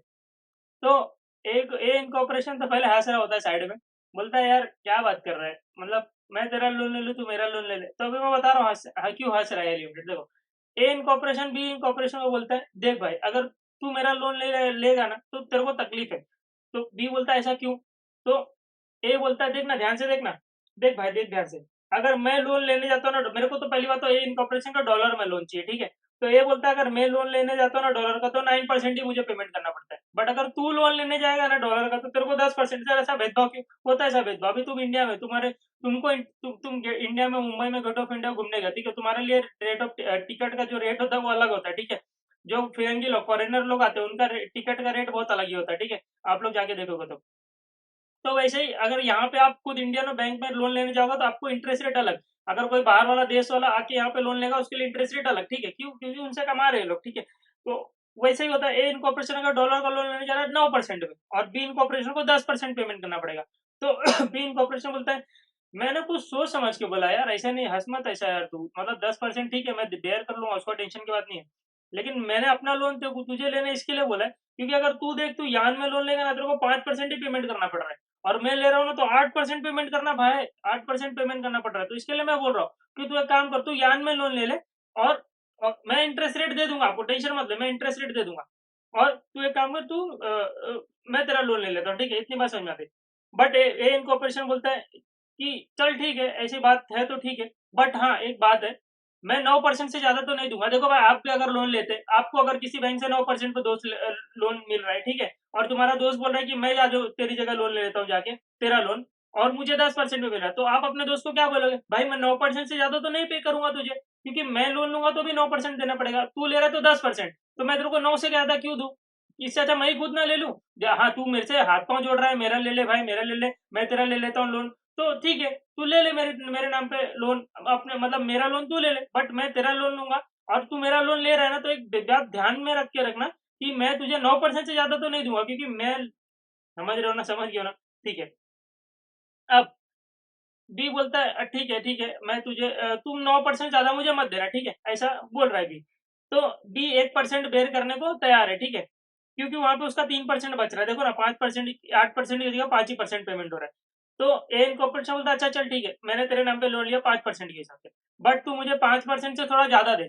तो बी इनकॉर्पोरेशन ऐसा क्यों? तो ए इनकॉर्पोरेशन बोला मेरे को क्या बेनिफिट क्या हो रहा है, अगर मैं तेरे नाम पे लोन ले लूँ तो मेरे को क्या बेनिफिट होगा? मैं क्यों ये झंझट मारी पालू? तो कुछ तो मेरे को बेनिफिट हो ना। तो बी बोलता है चल ठीक है, तू एक और रख ले, ठीक है, 1% एक्स्ट्रा ले ले, 5% की जगह, जितना ही बोलेगा उतना, ठीक है, क्वेश्चन में दिया रहेगा, टेंशन मत लो। तो उसने बोला ठीक है, दे दिया। अब बी इनकॉर्पोरेशन मानेगा कब तक? मानेगा कब तक? देखो सिंपल सी बात है, बी इनकॉर्पोरेशन का 3% बच रहा है, 3% बच रहा है ना। देखो 10%, 9% लोन लेता था ए लिमिटेड, ठीक है, तो ये लेगा ए लिमिटेड का लोन, ए इनकॉर्पोरेशन का लोन, 10% इसको पेमेंट करना पड़ेगा, बट ए इनकॉर्पोरेशन इसको देगा 9% ही, तो 1% इसको यहाँ पे लॉस हो रहा है। बट सामने वहां पे 3% का बेनिफिट हो रहा है, 5%, 8% की जगह 5% ही पेमेंट करना पड़ रहा है। तो उसको नेट बेनिफिट देखा जाए तो 3% माइनस 1%, 2% का नेट बेनिफिट हो रहा है, ठीक है। अब ए इनकॉर्पोरेशन इससे अगर 5 से ज्यादा और मांगेगा तो कितना मांग सकता है? 2% और ज्यादा मांग सकता है, ठीक है, 7% तक, क्योंकि 2% ही नेट उसको बेनिफिट बच रहा है, ठीक है। अब देखते हैं ए लिमिटेड मांगता है कितना, ठीक है, चलो देखते हैं। They entered in a currency swap है। देखो अब इस कॉन्सेप्ट को क्या बोलते हैं? करेंसी स्वैप बोलते हैं। देखो यहाँ पे इन्होंने करेंसी की स्वैप कर दी। क्या बोला कि मेरे को डॉलर में लोन चाहिए और तुमको सामने वालों को येन में चाहिए, तो एक काम कर, मेरा डॉलर का लोन तू ले ले और तेरा येन का लोन मैं ले लेता हूँ, ठीक है। तो यहाँ पे करेंसी स्वैप हो गया, रेट ऑफ इंटरेस्ट स्वैप नहीं हो रहा है। देखो जो मैंने बताया था सबसे पहला कॉन्सेप्ट स्टार्ट करने से पहले लेक्चर, वहां पे करेंसी स्वैप नहीं, मैंने बताया था फ्लोटिंग रेट ऑफ इंटरेस्ट है, फिक्स रेट ऑफ इंटरेस्ट है, तो इसको फ्लोटिंग जमा नहीं इधर चला गया, फिक्स इसको जमा नहीं इधर चला गया, ये स्वैप हुआ था, रेट ऑफ इंटरेस्ट देने का तरीका से स्वैप हुआ था। इन्होंने तो पूरा सिस्टम ही बदल दिया, ठीक है, पूरा का पूरा लोन ही चेंज कर दिया, तुम मेरा लोन ले लो मैं तुम्हारा ले, करेंसी क्यों स्वैप कर दिया, डॉलर की जगह येन, येन की जगह डॉलर, ठीक है। इतनी बात समझ में आती है। आप देखो इसको सॉल्व करने में बड़ा मजा आ जाएगा आप लोगों को, ठीक है। चलो देखो, they entered into a currency swap under which it is agreed that B incorporation will pay A incorporation 1% over the yen loan interest rate. इतनी बात अभी देखो, अभी तक बोला था ना मैं क्यों करूं तेरे लिए इतना बेनिफिट, तो ए इनकॉर्पोरेशन बोला कि 5% मैं तो लूंगा यार लोन तेरी जगह पे, बट तू मुझे 5 नहीं, तू मुझे 6% दे, ठीक है, 6% दे मुझे, और मैं तुझे 9% से ज्यादा नहीं दूंगा क्योंकि मेरे को 9% पे लोन मिल जाता है। इतनी बात समझ आती है, ठीक है। आप लोगों को लग रहा है बी लिमिटेड बहुत तकलीफ में जा रहा है, अभी कैलकुलेशन करूंगा ना, दोनों को सेम प्रॉफिट ही हो रहा है, ठीक है, टेंशन मत लो। देखो which the latter will have to pay as a result of the agreed currency swap whereas, ठीक है, इतनी बात समझ में आ गई। इन शॉर्ट यान लोन बी को चाहिए था ना, तो उसका इंटरेस्ट रेट पेमेंट तो बी ही करेगा ना, ए थोड़ी करेगा। बी ए को देगा, ए दे देगा उसके बैंक को, और ए का इंटरेस्ट रेट भी इंटरेस्ट रेट पेमेंट कौन करेगा, ए करेगा, बट वो बी से लेके करेगा, ठीक है। इतनी बात समझ में आ गई। अब A incorporation will reimburse interest to B incorporation only to the extent of 9%। वही मैं इंग्लिश में बोला था कि बी लिमिटेड लेगा ए के नाम पे लोन। देखो इनकॉर्पोरेशन मेरे मुंह से निकल नहीं रहा, बार बार लिमिटेड निकल जा रहा है, ठीक है। अब इतना समझ लो, तो बी इनकॉर्पोरेशन लेगा ए लिमिटेड का, ए इनकॉर्पोरेशन का लोन 10%, ठीक है, बट ए इनकॉर्पोरेशन तो देगा 9%। वही इंग्लिश में यहाँ पे लिखा हुआ है, क्यों देगा सर ऐसा, अरे बताया ना इतना आराम का नहीं, पहले ये उसको खुद को 9% मिला था, क्यों देगा 10%। Keeping the exchange rate in variant, मतलब कोई चेंज नहीं हुआ, रेट ऑफ इंटरेस्ट में सेम का सेम ही है, डॉलर 1 इक्वल टू येन 120 है। क्वांटिफाई द अपॉर्चुनिटी गेन और loss component of the ultimate outcome resulting from the designed currency swap. देखो इस तरीके से इन्होंने करेंसी स्वैप को डिजाइन किया कि बता दो हमको क्या प्रॉफिट हुआ, ए को क्या प्रॉफिट हुआ, बी को, ठीक है, हम बता देते। अभी मैं शॉर्टकट ही ऐसे बता दूं, देखो सिंपल सी बात है, एक ए इनकॉर्पोरेशन ने 9% से ज्यादा पेमेंट किया क्या, नहीं सर, ए इनकॉर्पोरेशन 9% ज्यादा पेमेंट नहीं किया। क्या ए इनकॉर्पोरेशन को कुछ एक्स्ट्रा मिला, हाँ मिला, 1% एक्स्ट्रा मिला, 5% की जगह 6% मिल गया, ठीक है, उसने लोन लिया एन में 5% बचे, तो ए इनकॉर्पोरेशन को 1% का प्रॉफिट हुआ, तो 2 लाख के ऊपर 1% का प्रॉफिट मतलब कितना होता है, $2000 का प्रॉफिट हो गया ए को, ठीक है। इतनी बात समझ आ गई, चलो क्लियर हो गया, इसको साइड में रख दो। बी को क्या प्रॉफिट हुआ, देखो बी को क्या प्रॉफिट हुआ बताता हूँ। बी लिमिटेड, बी इनकॉर्पोरेशन को 9% की जगह 10% पेमेंट करना पड़ा, डॉलर का, ठीक है, तो 1% का उसको लॉस हुआ वहां पे। इतनी बात समझ में, 1% का लॉस हुआ, निगेटिव में रखा है अभी वहां पे। येन में उसको बेनिफिट हुआ, हाँ बेनिफिट हुआ, 8% पेमेंट करना पड़ता था, बट पेमेंट कितना कर रहा है, 6% कर रहा है। सर उसने तो 5% पे लोन लिया, हाँ तो उसको 6 दे रहा है ना, 1% एक्स्ट्रा दे रहा है, तो 6% पेमेंट कर रहा है, ठीक है, तो बेनिफिट कितना, 2% का बेनिफिट होगा। बट यहाँ पे डॉलर में 1% का लोन लॉस भी तो हुआ ना, तो 2% माइनस 1%, तो बी को भी 1% का बेनिफिट हुआ, तो 1% 2 लाख के ऊपर, तो दोनों को 1% का बेनिफिट हुआ है, कोई ज्यादा कुछ कम नहीं कोई ज्यादा, ठीक है। अब कैलकुलेशन की बात कर लेते हैं। देखो तो जो एग्री हुआ था वही, ए इनकॉर्पोरेशन को लोन चाहिए डॉलर में 2 लाख का, बट वो डॉलर में नहीं लेगा, वो लेगा येन में लोन, ठीक है, इतनी बात समझो। बी इनकॉर्पोरेशन को 2 लाख डॉलर का लोन चाहिए, बट इन येन में चाहिए, ठीक है, इन येन में, मतलब 2 लाख डॉलर का लोन चाहिए, और इन येन में कितना होता है, एक येन इज इक्वल टू 120 है। सर ये कहाँ से लिखा है, यहाँ पे लिखा बेटा, ये देखो ध्यान से, एक येन इज इक्वल टू 120, ठीक है, तो इंटू 120 कर देंगे तो 2 करोड़ 40 लाख, ठीक है, 2 करोड़ 40 लाख का लोन चाहिए, 2 करोड़ 40 लाख येन का लोन चाहिए, ठीक है। अब आ जाओ, तो अब ये 2 करोड़ 40 लाख येन का लोन कौन लेगा, अभी बी तो लेगा नहीं क्योंकि बी को 8% मिला, तो कौन लेगा, ए लेगा, ठीक है, बट उसका इंटरेस्ट कौन पेमेंट करेगा, बी करेगा, बी रिम्बर्स कर देगा इसको और आगे पेमेंट कर देगा। इतनी बात समझ में आती, सिंपल ना, आप खुद ही समझ लो ना, आप ही को चलो हम दोनों पार्टी बन जाते हैं, ठीक है, मैं ए आप बी, ठीक है। ए मैंने आपका लोन लिया, आपने मेरा लोन लिया, ठीक है, अब मेरा कैलकुलेशन कर लेते हैं, फिर आपका कैलकुलेशन कर लेते हैं, क्वेश्चन खत्म हो जाएगा, ठीक है। अब मैं कैलकुलेशन करने जा रहा हूँ, इतना ध्यान में रखो, मैं आपका लोन ले रहा हूँ, आपको 2 लाख डॉलर का लोन चाहिए था, बट इन येन में, ठीक है, तो मैंने आपका लोन ले लिया, ठीक है। देखो लोन ले लिया मैंने आपका, एक डॉलर इक्वल टू येन 120, तो 2 लाख डॉलर का मैंने आपका लोन ले लिया इन येन में, मतलब मैंने येन 2 करोड़ 40 लाख का लोन ले लिया आपके ब्याह पे, ठीक है, एट द रेट 5% पे। This is for B, this is for you, ठीक है, इतनी बात समझ आ गई, इतनी बात समझ आ गई, ठीक है। 1 साल के बाद क्या होगा, मुझे पेमेंट करना पड़ेगा, बट मैं आपसे लेकर पेमेंट करूंगा, इतना ध्यान में रखो।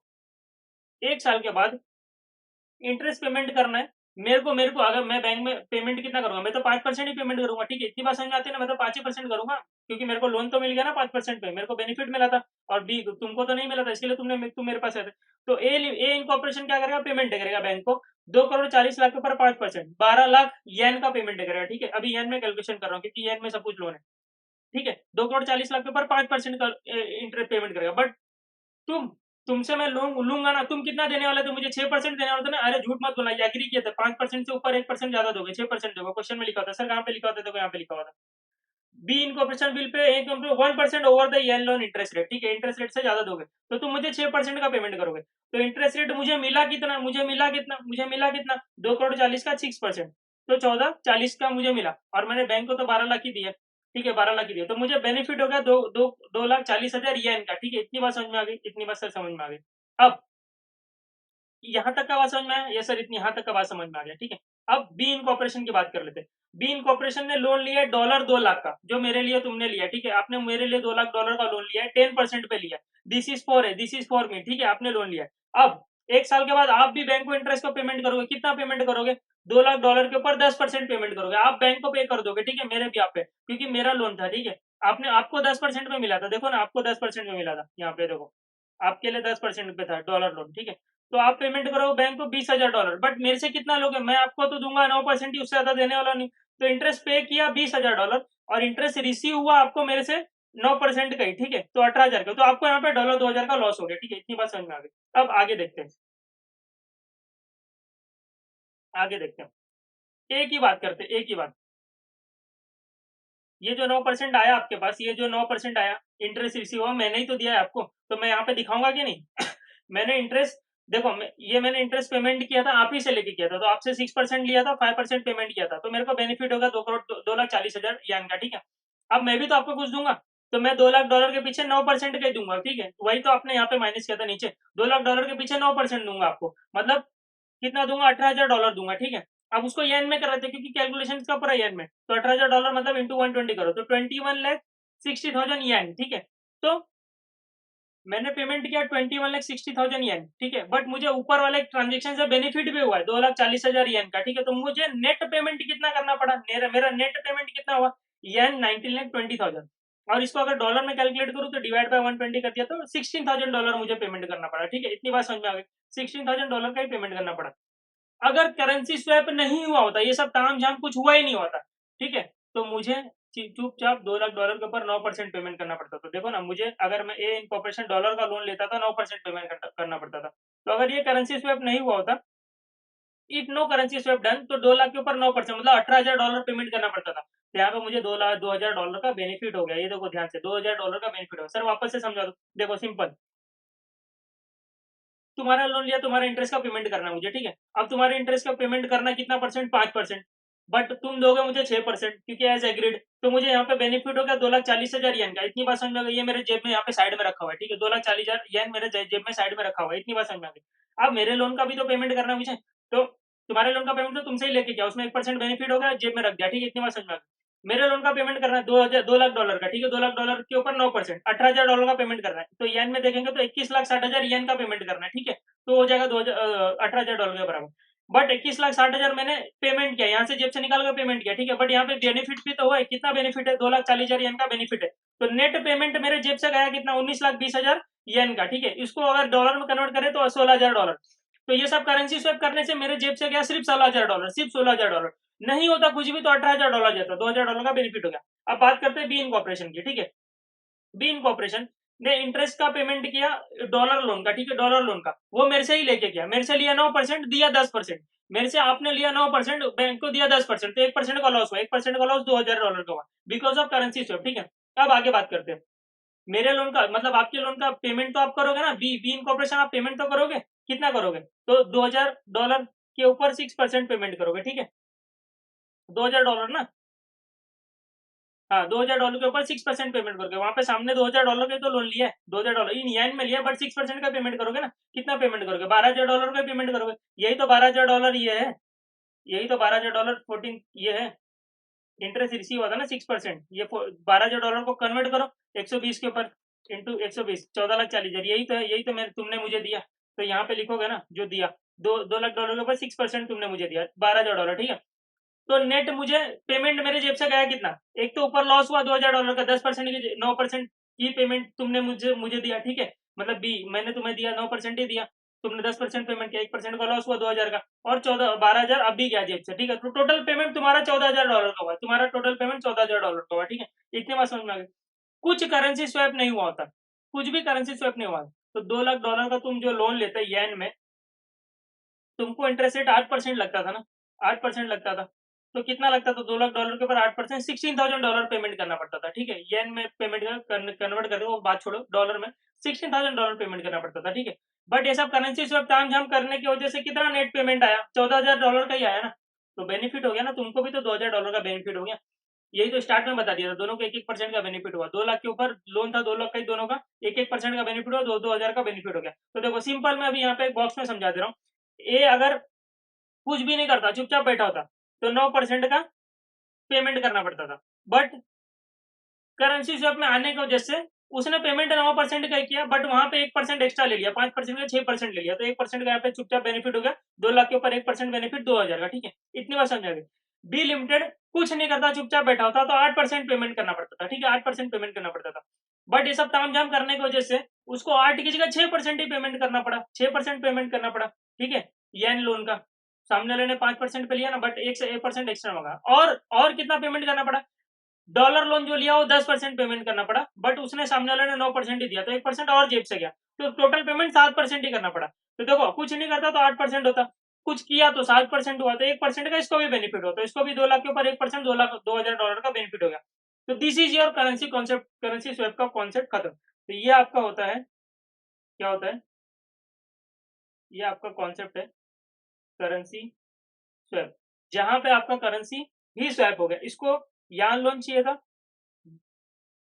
ए को चाहिए था डॉलर लोन, और बी को चाहिए था यान लोन। तो इन्होंने क्या किया, इसका लोन ये ले लिया, इसका लोन ये ले लिया, ठीक है। और दोनों को एक दूसरे को रिम्बर्स कर दे रहे हैं उनका इंटरेस्ट रेट, और जो एक्चुअल पेमेंट खुद का वो खुद भी जेब से करे, ठीक है। तो नेट पेमेंट देख लो, सिंपल है। करेंसी स्वैप का आंसर एकदम निकालना सिंपल है, कि तुम देख लो तुमको कितना आ रहा है, तुम्हारी जेब से कितना जा रहा है, ठीक है। तो और जितना एक्चुअल में जाता था वो देख लो, करेंसी स्वैप अगर नहीं होता था तो दोनों को माइनस कर लो, जो आगे नेट बेनिफिट होगा, ठीक है। ये हो गई बात खत्म, एकदम सिंपल सा कॉन्सेप्ट था, कुछ था नहीं, और तो कुछ इसमें है नहीं, ठीक है।